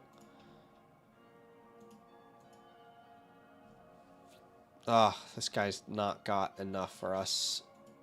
You might not have the right teams to even make trades with, to be honest. Okay, so Jonathan Taylor plus Drake London. You know, that's probably the type of move you'd have to make. And again, I don't think you can net more. But if you could, maybe the first trade that you try is actually where you send that 27 second on top. And, you know, you're getting back, what, Kyron Williams, maybe? But again, we're really pushing the envelope here. I think a lot of things have to line up for this to work for you, dude. This team has nothing. I like an Achane move. The problem is nothing else here is going to be enough for us. Like, it would, I don't, you would have to do something like Devon Achane plus A.J. Brown plus Saquon Barkley. And then again, you're sending your 27-second here. That's definitely going to help you compete. Your team might break down quicker than you'd want it to, but it would help you compete. I just can't give you an idea to go to McCaffrey from Love right now. I just inherently can't do that. Okay. Now, if we weren't to try and sell Jeremiah Love, we could go the route of adding a veteran with that second. Okay, so think of when we think receivers, Mike Evans, right? He could be a good addition in your flex. Devontae Adams. At running back, Derrick Henry. Is he available at that price? You'll have to find out from your league mate. Josh Jacobs, who's up and down right now. DeAndre Swift. Right? I'm kind of more comfortable you going that route if you really want to push it. But then if you wanted to compete right now, I've never told anybody to sell Lemon this offseason. But if that is your goal, then, you know, this is maybe one of those rare occurrences where selling Lemon might make sense to get, you know, like a Rashee Rice, for example. If not Rashee Rice, you know, Zay Flowers plus a second or something. And you can use that second to build around the team and you send a third. You know, maybe that gives you Zay Flowers and then you turn those 2 seconds that you have into 2 of these names. But yeah, again, I don't love it. I definitely am with you in the sense of like wanting to compete every year. I agree. But there are certain teams that I have where I look at them and I say, if I'm being honest, I'm going to force the issue if I try to compete. Therefore, let me sell off my contending assets and really punt 1 year and look towards the future.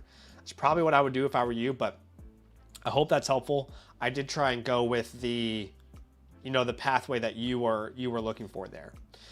Okay, we do have a couple trade questions that have just come through. And let's go to Mills here. Mills would send away Puka Nacua for Genty in a second. Again, the second is not going to move a needle for me. I am not opposed to this deal at all. But again, a second is just so... It just does not matter at all. So let's actually make it worth our time. Right? Can we send them a Chuba Hubbard and get a Chase Brown, right? And then we will send them back like Aaron Jones or something. You got to find a way to make it worth your time because the second is not moving any meaningful direction for you. Can you send them Mike Evans in this deal and get a Tet McMillan? You know, as it's currently constructed, I also like the idea of like Genty, Javonte. And then you could send them... Who do we have? We had Aaron Jones? Yeah. But right now, I don't like the second being the reason that you would make this trade, Mills. Disco. Okay. Perfect. I love it. Yes. Disco, this is exactly what I've been talking about. Yeah. This is basically what I've been preaching most of the offseason. If you're wanting to sell Drake May, there has to be meaningful return, but we definitely should be exploring it. And this is exactly what I want to explore.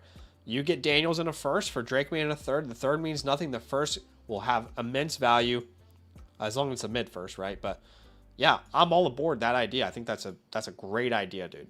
Really well done. Okay, Witter Green. What's happening, baby? What's popping? Let me know if you're in the chat with me, my friend. Let me know if you're hanging out in the chat with me. Okay, so our team name is Georgia Gooners, which, hey, no judgment here. We're in a 1 quarterback start 8 league. And you are ranked 3rd in this league, which is good to see. So it has you 7th at quarterback, 8th at running back, 6th at receiver, and 1st at tight end. So you do have an upcoming rookie draft, which is rare to see nowadays, but we'll definitely be able to pull out the war room for you. And yeah, let's have a look here.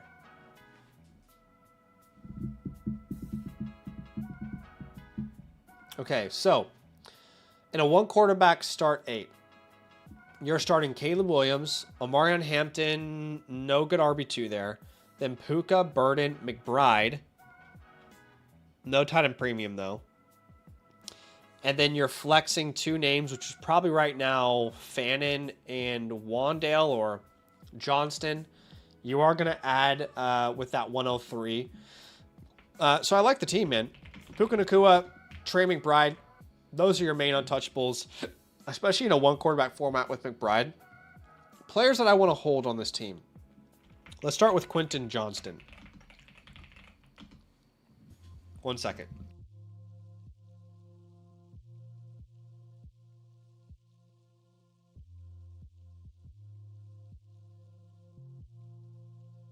I need to take an allergy pill, y'all. My allergies are going crazy right now.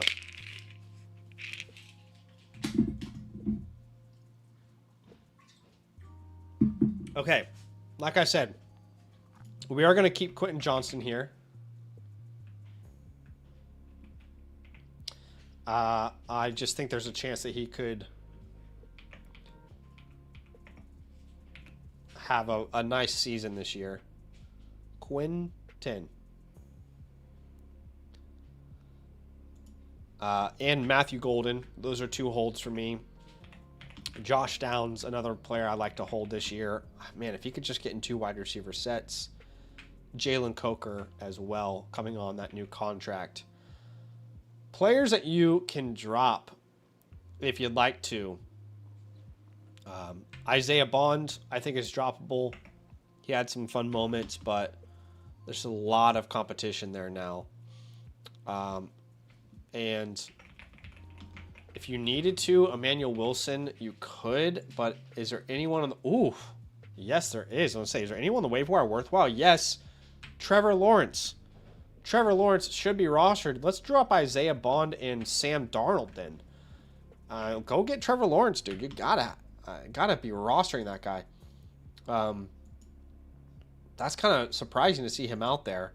You've also got Chris Rodriguez, Romeo Dobbs. I mean, these guys have got to be rostered, dude.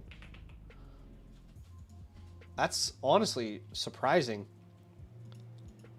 So again, Trevor Lawrence. If you don't get Lawrence, you could even go after Baker Mayfield or Malik Willis. Rodriguez, Pacheco, Dobbs.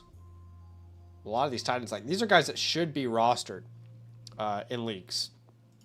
Okay, so our starting lineup is we already went through it there. It's lacking obviously at the running back position. I would say right now I'm probably going to give you that sleeper tag and an overall team grade. B- feels pretty fair. A B- feels pretty fair for you. There's a couple moves that we could potentially make here to put ourselves in a better spot to compete this year, though. Okay, let's open up that war room. Okay, and let's come up with a game plan for these picks that we've got.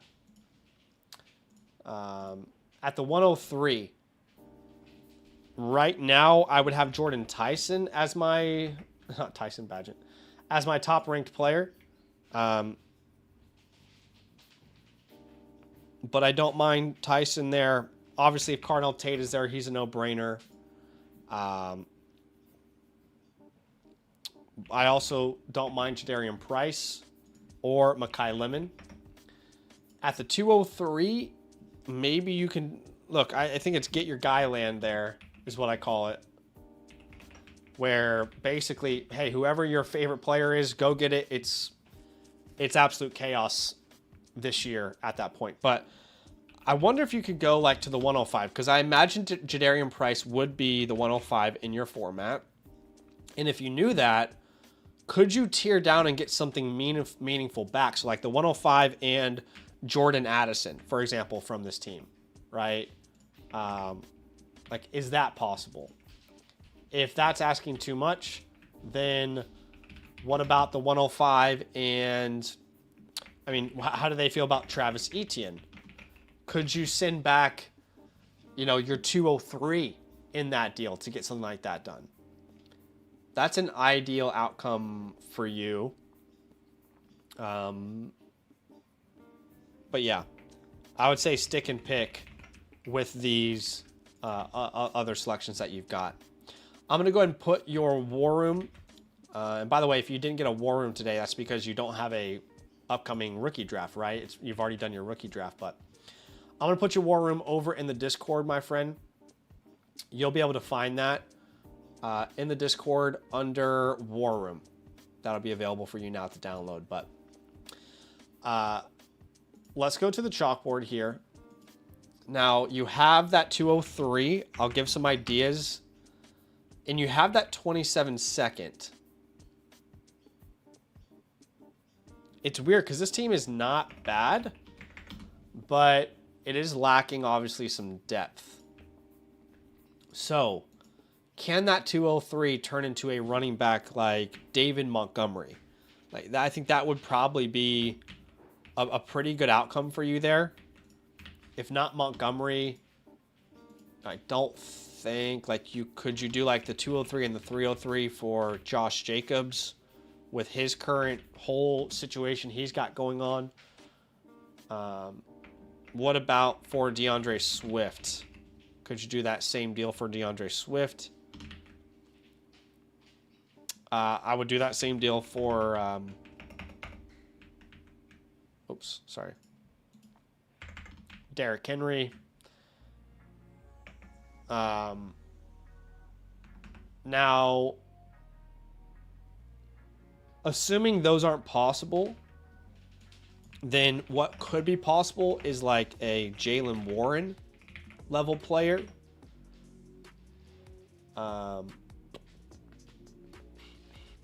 Just trying to think, like, yeah, Jaylen Warren's probably in that wheelhouse. Could you go cheaper and get Rachaad White? You know, maybe send a 303 and a future 4th or something for Rachaad White. Or you could pretty much do all of these same trades, but your 27 second is going to be far more attractive. We wouldn't do it for Rachaad White, but like your 27 second plus a 303 for Derrick Henry, for example. Same thing for like a DeAndre Swift. Like, this is where a lot of these trades are actually probably possible. People don't love these 26 picks, but 27, they lose their marbles over it. I wouldn't send a 27 second for Montgomery or Warren, though. So it'd have to be Jacobs, Swift, or Henry, for me at least. Other people might have different opinions there. I like to go that route. I don't really want to... I don't really want to send my first away. I don't think your team is good enough to send your first away right now. Now, the other thing we can look at is trading Harold Fanning. What sort of return could you get for him in this format? Right, which is a 1 quarterback start 8. Who needs tight end? Let's find the tight end needy teams.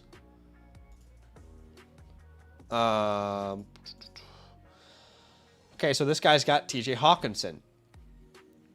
I wonder if you could get a Javonte Williams and Terry McLaurin. Javonte Williams plus Terry McLaurin would be an awesome return for you. I actually like that a lot. Let's keep looking.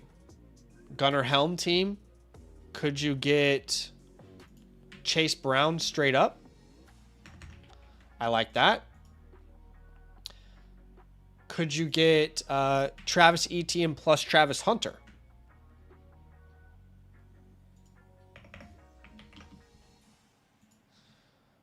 I don't think you could get like a Judkins Hunter, but I would prefer that. So just so you know, like Judkins Hunter, I'd probably prefer. I just don't think that's as realistic. You could do a Bucky trade. Ooh, I don't mind that either. Like, Cam Scadaboo. That would be fun.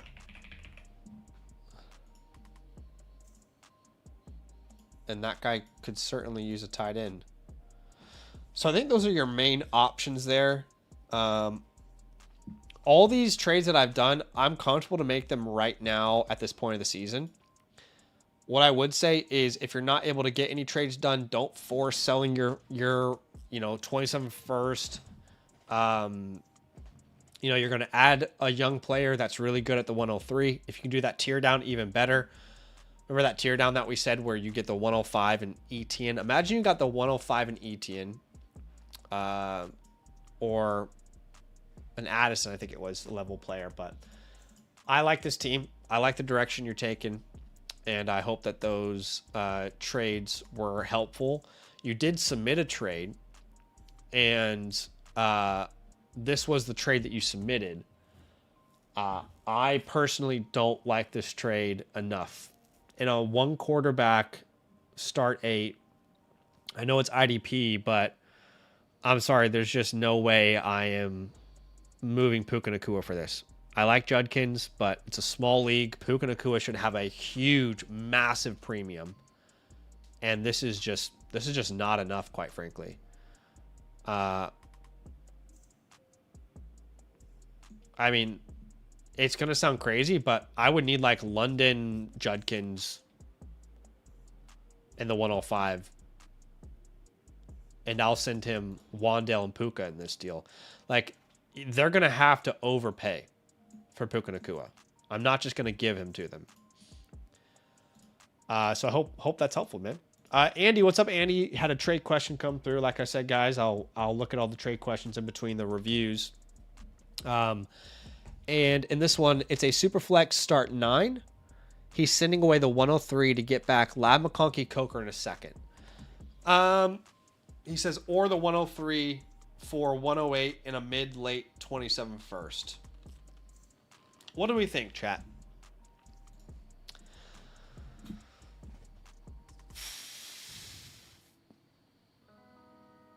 The 108 is not that attractive to me. I don't, to be honest with you, I don't really like any of these deals that much. Let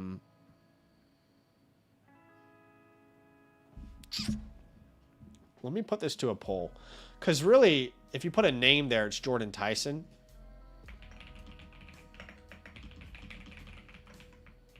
So let's say Jordan Tyson or Lab McConkey, Coker in a second. I mean, it's not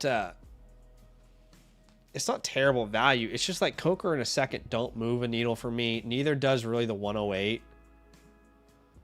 This is not a trade that I'm like really obsessed with.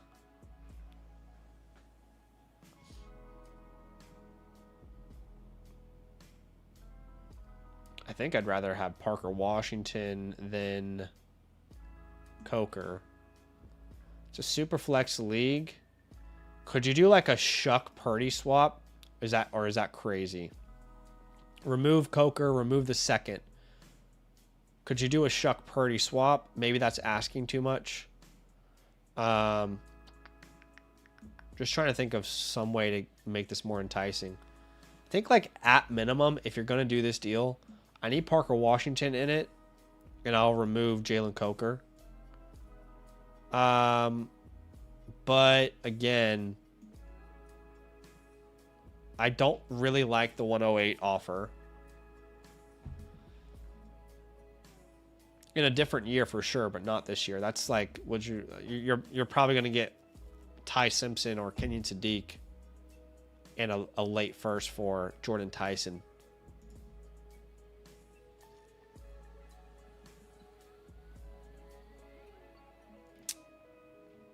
if they could do this trade, the 108 in the late first, if they could add Parker Washington on it, I think I would do that. But overall, I think this is relatively even. Just so you're aware, 67% of the chat is okay with the McConkey package.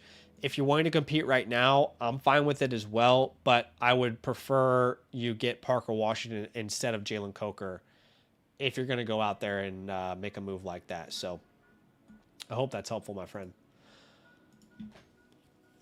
Okay, Joshua. Let me know if Joshua is in the building. Joshua Chacho. Joshua Chacho. Team name is Show Me Your TDs, which is a classic. And you are currently ranked 7th in this league. This is a format of 1 quarterback start 8. This is you, Joshua Butterball? Did you change your username on the site, or maybe I just didn't realize what it was? I thought you had the same username on YouTube and Flock, but obviously I'm wrong. Okay. Oh, okay. So this is not you. Okay. That's okay. Joshua Chacha, let me know if you're in the chat. So no Titan Premium here. He says, went all in, so have limited picks. Got Nico, AJ, Olave, Kittle, Devonta, CMC, and Gibbs. Already went 13-1 last year, lost in the finals. Recently got Lamar and traded CMC for Cook and Brooks. Okay. Thinking of trading Gibbs to get more depth. Got offers to get Taylor and Amon-Ra. Ooh. Or Hampton and London. Wow. That's super intriguing, dude.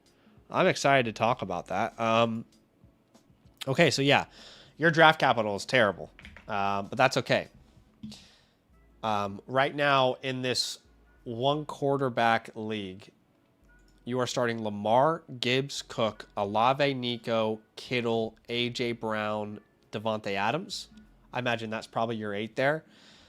Technically, Jahmyr Gibbs isn't untouchable, but in this scenario, I think I would find it hard not to move him for some of those offers that you're getting.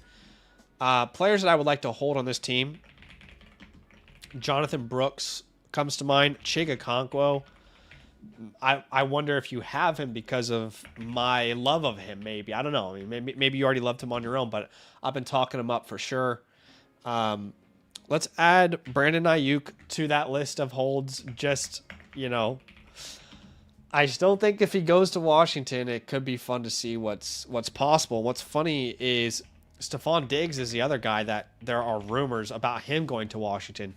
Could you imagine how annoying it would be for Antonio Williams owners if they signed Brandon Ayuk and Stephon Diggs? My gosh, that would suck. If you need to drop players, first off, is there anybody on the waiver wire? Ooh, I do like Jalen Noel a lot as a pickup.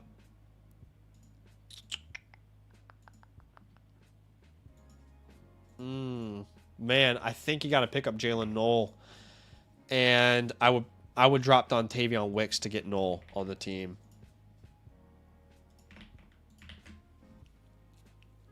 Yeah, I would do that, honestly. Okay. So we are in a position where we've obviously sold all of our future draft capital. This is by definition a Windows open pathway. Like by definition to a T, there is no reason not to compete. You've gone all in. You don't benefit if your team doesn't make the playoffs. Right now, given that it's a relatively small format, I actually like the team more than the Flock site probably does. Man, I think I'm probably like a grade of a B. But this is the fun part. Let's talk about those trades that you mentioned. So you have offers to move Jahmyr Gibbs. And the 2 offers, if I'm not mistaken, you said are Jonathan Taylor plus Amon-Ra St. Brown, which is wild. And then you also have an offer where you can get Omarion Hampton and Drake London. First off, both of these trades, I would accept either of them. Let's just get that out of the way. I love Jahmyr Gibbs. We all do. But these are just too enticing to not accept. I don't know which one I like most. I think actually, no, I do. I would take the Amarion and London trade for sure. For sure.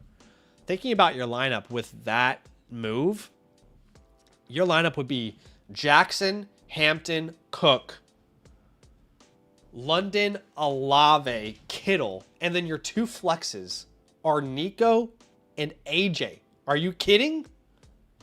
That's awesome. But transparently, if the Hampton deal is taken away, I mean, I'm also taking the Amon-Ra deal as well. I like both of them. Like there's definitely a case to be made that if you're, all out contending, then Taylor and Amon-Ra might be better. The reason I would prefer Amarion here is because I think Amarion has so much more flexibility and he's so much more attractive in the Dynasty trade markets, even beyond this year, that I think he just gives a roster that has no flexibility a little bit more flexibility. That's the only reason I say that, but I truly love both of the offers. But with that in mind, I mean, maybe we should see. This guy said he would do Amarion in London. I mean, first off, that's just such a great offer, but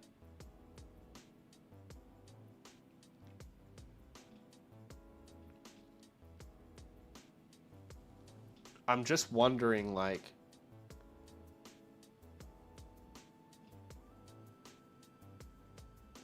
I was going to see how we could extend it. Do you think he would throw onto that deal Travis Hunter or Ricky Pearsall? Like, would he throw either of those on? Because those could be really fun pieces with you being so restricted with your lineup. I think those could be really fun pieces that could gain value and give you a little more flexibility. Honestly, I would probably even like throw in a third. You've got some thirds, right? I'd probably be willing to throw in a third to do either of those deals. I think the reason that guy's willing to overpay is because his team is already so good. So he's willing to kind of send the farm, if you will. With that Taylor deal, would he be willing to send you Parker Washington? If you can get Parker Washington on top of that deal, that's also a great, fun little young add to your team. Just trying to see if there's any other teams that like make sense. I imagine those teams are willing to pay that kind of price because they have incredible depth. Like, I don't think you go to this guy and ask for like Achane and Achane Burden in a first or something. So, first off, love both of those offers a lot. So I'm totally down to add one of those names. And to be honest with you, if you hadn't had told me those offers were available, I probably would have come on here and said, okay, you have no flexibility with picks.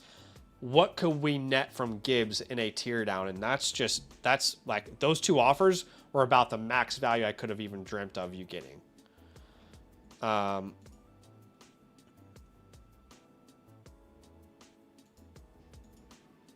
So I love it.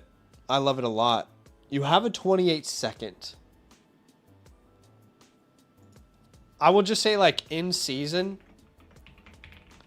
if you need help, if there are injuries, you can use that 28-second maybe to go get like a DeAndre Swift if he's performing at that moment.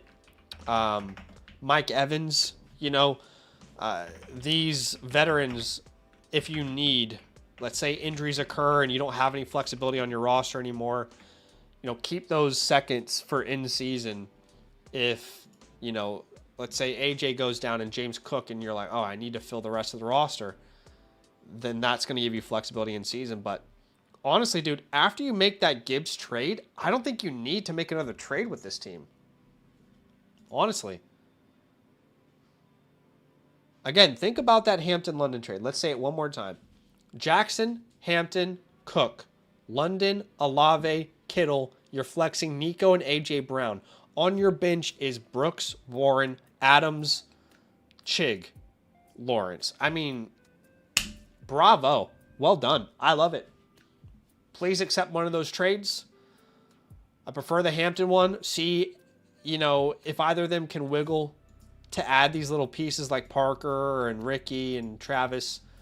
But first off, while you're ranked 7th on the Flock site, I think your team is better than the site is giving you credit for. It's just really dinging you because you don't really have any future draft capital. So yeah, man. Appreciate you big time. Old McDonald had a farm. And is Old McDonald in the chat? We know he had a farm, but we want to know, is he in the chat? The team name is Raunchy Types, which that could mean a lot of different things. But you are currently ranked, it looks like 8th in this league. Not ideal. Dynasty Superflex start 9. So it's a 10-teamer and it's a start 9. It's a small league for sure. Let's have a look at the squad. He says me. 30 says me. Go Hawks. Okay. Go Hawks. I love Jason. I'll go get the jersey out of the closet if you want. I'm a JSN guy. Okay. He says, I impulsively accepted a deal to acquire Gibbs. 2027 picks are overvalued, so my strategy with a young core is to invest in cheap upside shots to flip in the hopes that Gibbs can stay on my team. Some big fish I've sent out in the offseason are Pickens, Purdy, and Walker. All right, let's have a look here. Let's have a look. We have no real future draft capital here. Really interesting team. Like, straight away, this is just such an interesting team to me because, the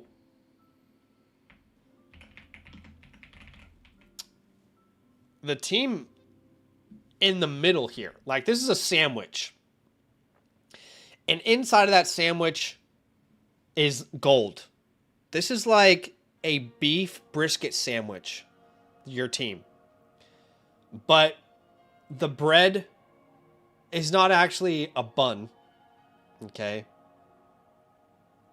The bread is...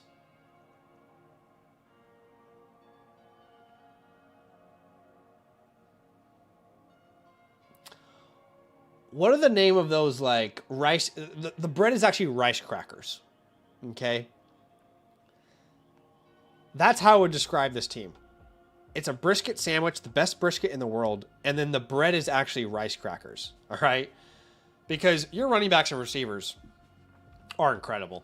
And then your tight end spot is awful. Truly awful. And your quarterback room has a lot of question marks. You know that you're going to have Mendoza and Cam Ward to start. The good thing is, Cam Ward and Sam Darnold to start is what I meant to say. The good thing is you have Kirk Thuggins to hold off for Mendoza. But we're going to want to hold most of these quarterbacks, right? So, like, Kirk Cousins is a strong hold on this team. Sam Darnold is a strong hold on this team. You can't really afford to lose either of those guys right now since you don't have your future picks. I would also hold Rachaad White on a contender. And Parker Washington would be a great hold too. Now, players that you can drop. If you need to clear space, Desmond Reed, can go. Noah Thomas. I don't even know who that is. I don't even know who Noah Thomas is, dude. I just today found out that was an NFL player.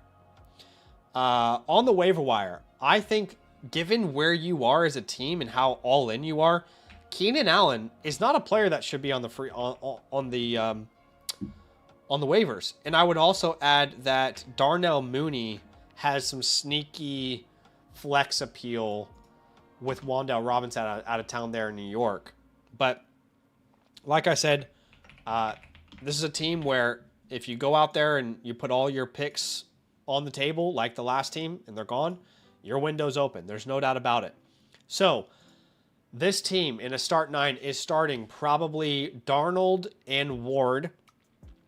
Then we have Gibbs, Cook, London. Let's say London, Waddle, and Njoku. I don't know what to do with that part. And then you have 2 spots in your last flex spot. And those 2 spots are up for grabs between Tate, Tyson, Adunze, Parker, Wilson, Dobbins, Rashad, right? So there's enough there to kind of piece together a roster. Now, it's going to sound weird. Like, I'm going to give you a B+, which is actually one of the higher grades I've given tonight. And I know you're ranked 8th on the site. But I just think there's just so many quality players on this team. Like Gibbs, Cook, London, Tate, Tyson, Adunze, Waddle. And while your quarterback room is messy, it's like ordered chaos in the sense of Cousins covers Mendoza. Darnold is a stopgap. Milrose there if Darnold goes down, you know. But obviously your draft capital grade, I have to give you an F. I mean, you have no picks, but that's okay. So I'm instantly looking at this team and I'm thinking, okay, can I move Rome Odunze for a, not that I don't like him, but can I move him for a starting tight end that I can rely on this year? Because right now, that just doesn't exist for you. I also don't mind moving Odunze for a running back to give you a little more flexibility there.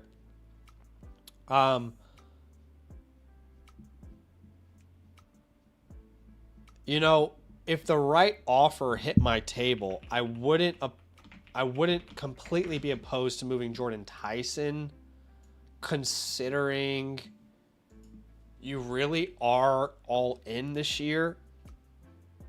And if you're playing in a 2 to 3 year window, then expecting Tyson to have a bigger impact on your team than, like, for example, you know, Jonathan Taylor. If Tyson is the 103, Taylor's right around that value range, like that level of player. You know what I mean? But who has a wide receiver need? Oh my gosh, that team at the top is ridiculous.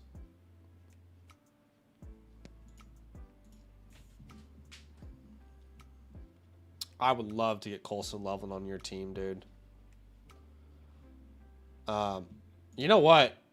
I'm not actually opposed either to Colston Loveland for Jordan Tyson.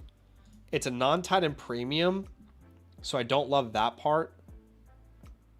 But, I mean, I wonder if you could add, like, something small like Zach Charbonnet or something in this deal.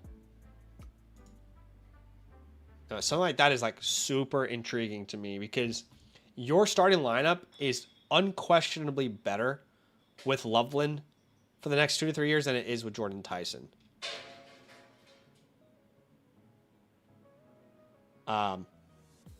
Just unquestionably better. I don't want to go get a Pitts, though. Like, that's just not moving the needle. Man, could you... I'd love to use London, but then your wide receiver room is so bad beyond that. Okay, one more thing I'll say is, like, on a George Kittle, I wouldn't mind you doing... Oof, how would we structure that? Okay, again, let's look at George Kittle. This is more bargain bin hunting, but could we get George Kittle hypothetically in this world?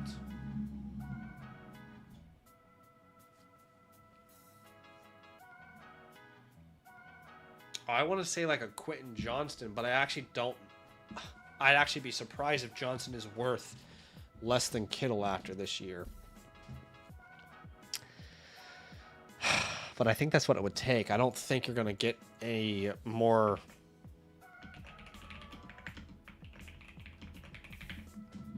You know, I don't know if you can do Kittle in a second here and you send Johnson in a third. It might have to be straight up, to be honest. Okay, let's keep looking. Okay. Laporta is just not enough for me. He's not going to move the needle. Fannin is interesting.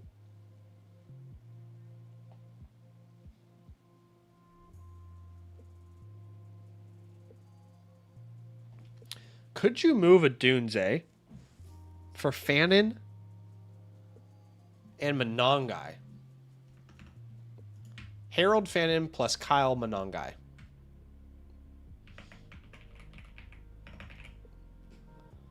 Something like that is interesting. Okay, low ball offers for Tyson. Kelsey's on the block. Honestly, dude, I'm not selling. This is probably Kelsey's last year. I just don't think he's really worth much at all. I mean,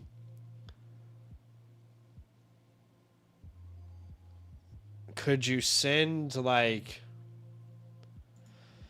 Could you send your 27th fourth for Travis Kelce? It's like... I know it's Travis, but it's not really Travis anymore. And it's not a tight end premium.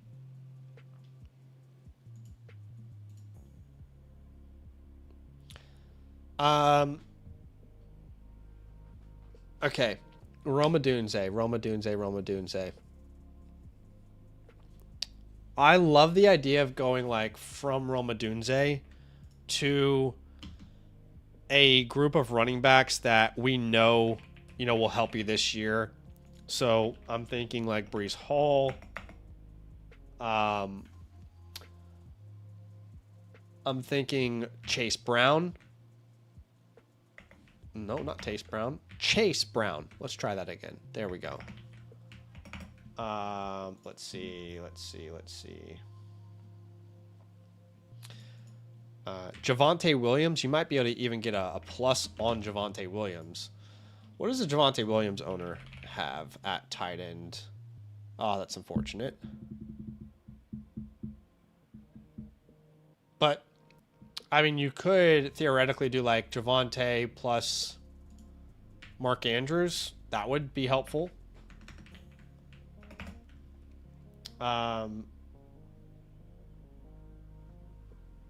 What about the Judkins owner? That's the last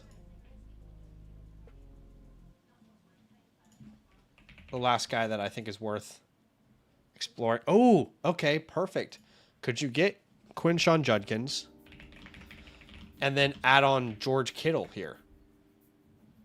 That would be awesome. And is that, if that's not possible straight up, can you send you've got a third, right? And if that's not possible in that package, then could we add Quentin Johnson instead of the third? Right? With that type of format. But I think Odunze is the piece that's movable to kind of fill out the rest of the roster. I'm not going to address quarterback because you have a plan there for now. But Tyson, Odunze are the main pieces I think are worth looking at moving. Last thing I will say, and let me know if you have any questions if I didn't answer anything well enough, but I do think that Michael Wilson, in the right deal, I would be happy to move like for that risky tier of running back like Bashul Tutin. This was possible earlier in the offseason. I don't know if it's possible now, but like Bashul Tutin, Bucky Irving. There's a lot of concerns around Bucky Irving. Josh Jacobs even would probably be pretty close to equivalent. So those would be the main ideas that I have.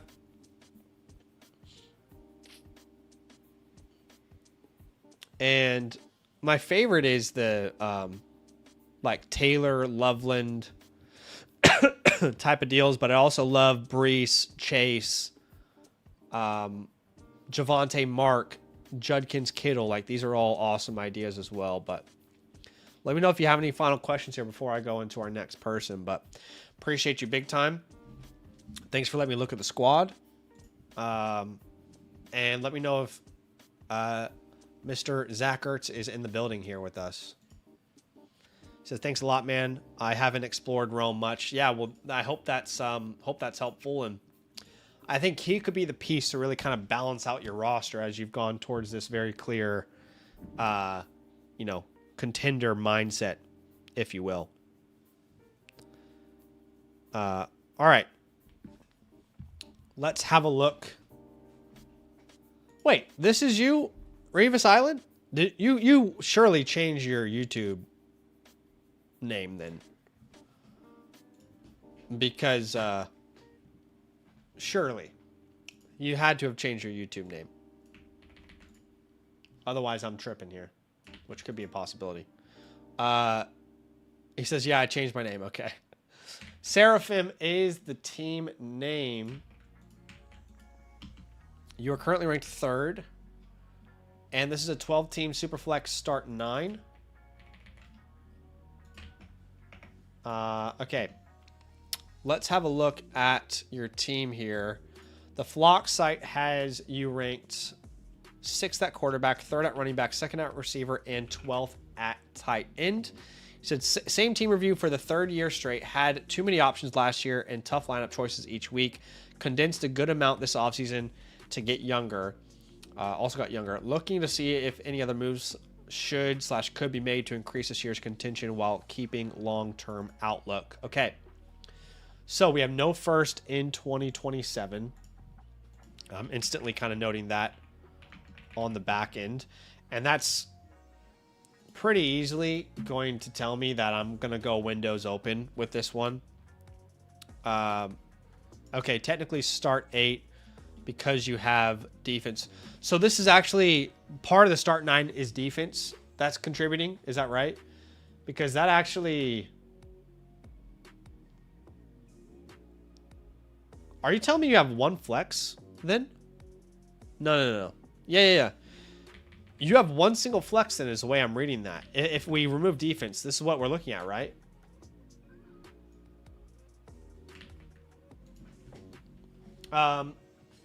Okay. Just confirm that for me, but you've got a good team though, man. I mean, Lamar Jackson is an untouchable. Amon-Ra St. Brown is an untouchable. Oh, so it is 2 flexes. Okay. Okay, yeah. So still 2 flex like that, right? Okay.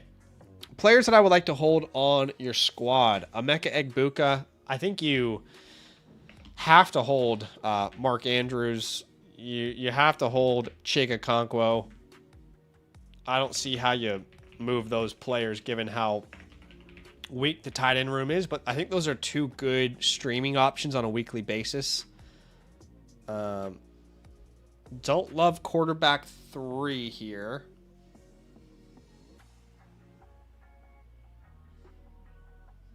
But Taylor Green is a player that I think is worth exploring and a hold. Players that you can drop. You got a lot of droppable names here, man. Like Devin Singletary, I would say is a very droppable name. Kendre Miller. Taj. Yeah, Evan Ingram, for example. Actually, this makes me want to go change my Dynasty rankings because I think Dulcich is worth adding. I don't currently have him in there. I think he's worth adding at this point. I think Darnell Washington probably should be higher as well.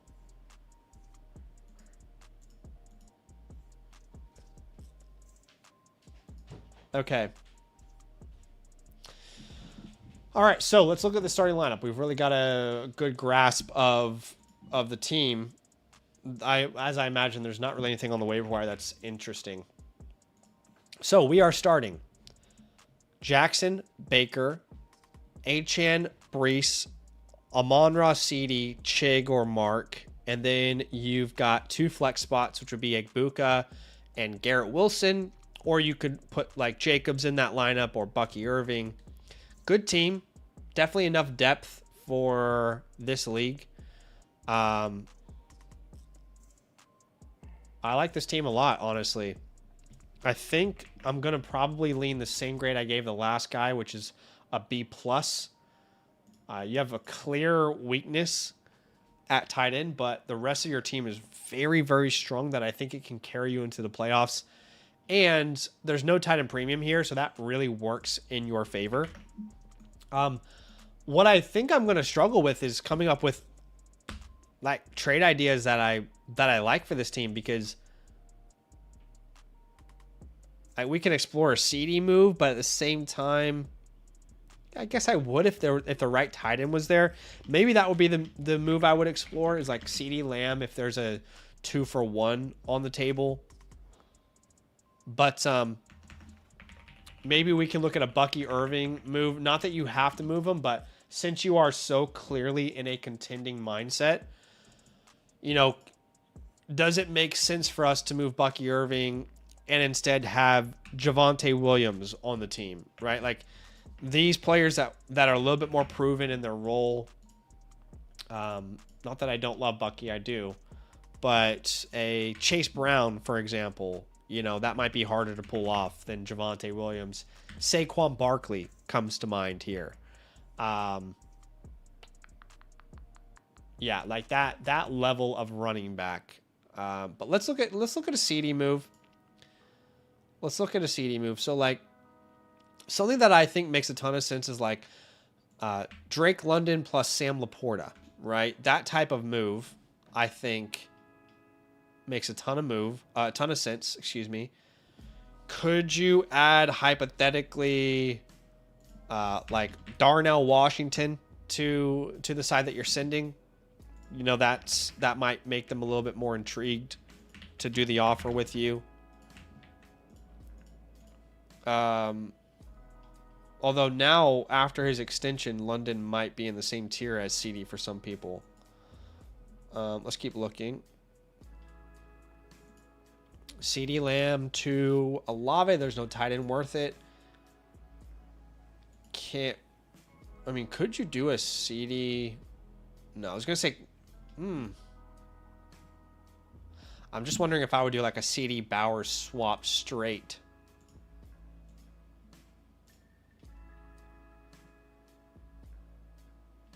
What? Do you have any picks at all? You have a second. What would you think about something like this where you get Brock Bowers plus Mike Evans? Okay, and you're sitting CD Lamb in a second and 27. That might be the best trade I've suggested today. I like that a lot. Not opposed to a Pickens move, but I'm not doing it for Kyle Pitts. But I will say, like, George Pickens plus a first is a no-brainer. If you want to send CD in a third or a second back, you know, that just gives you more flexibility with your roster. You can use that first to figure out tight end.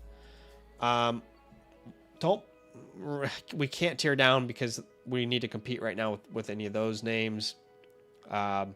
Fannin Burden, it's just hard because you need those guys to be reliable this year. You might... Ooh. Okay, I would definitely do Colston Loveland plus Carnell Tate. For sure. And maybe you can send that 27 second in that package. I mean, would you have to? Maybe you could send a third back.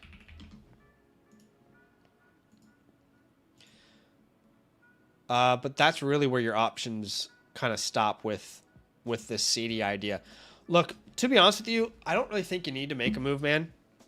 The Bucky Irving move makes sense just to give you like a little more security that you're ready to go out and compete this year without any of your important picks.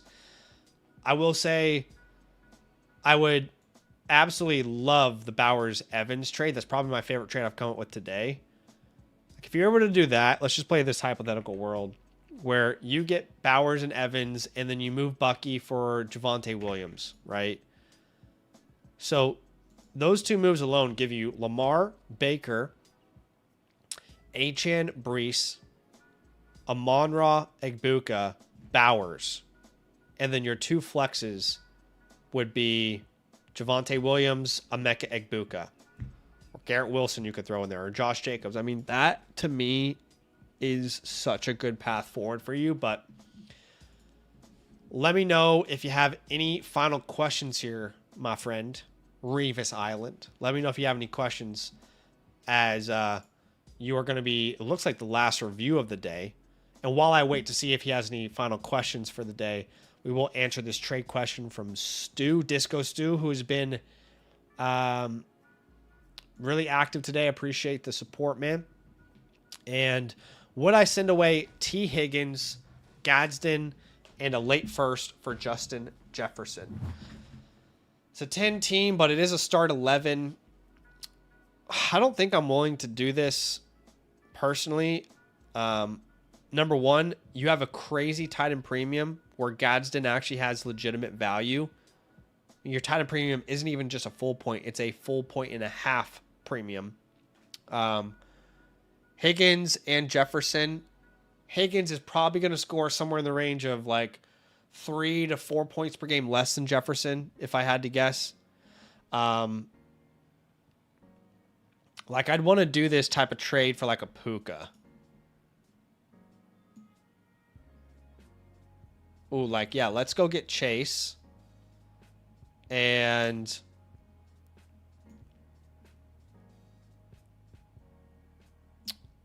what if it was Marvin instead of T. Higgins? And you threw in Kyle Pitts, since you don't need Kyle Pitts. I guess is that tight end premium.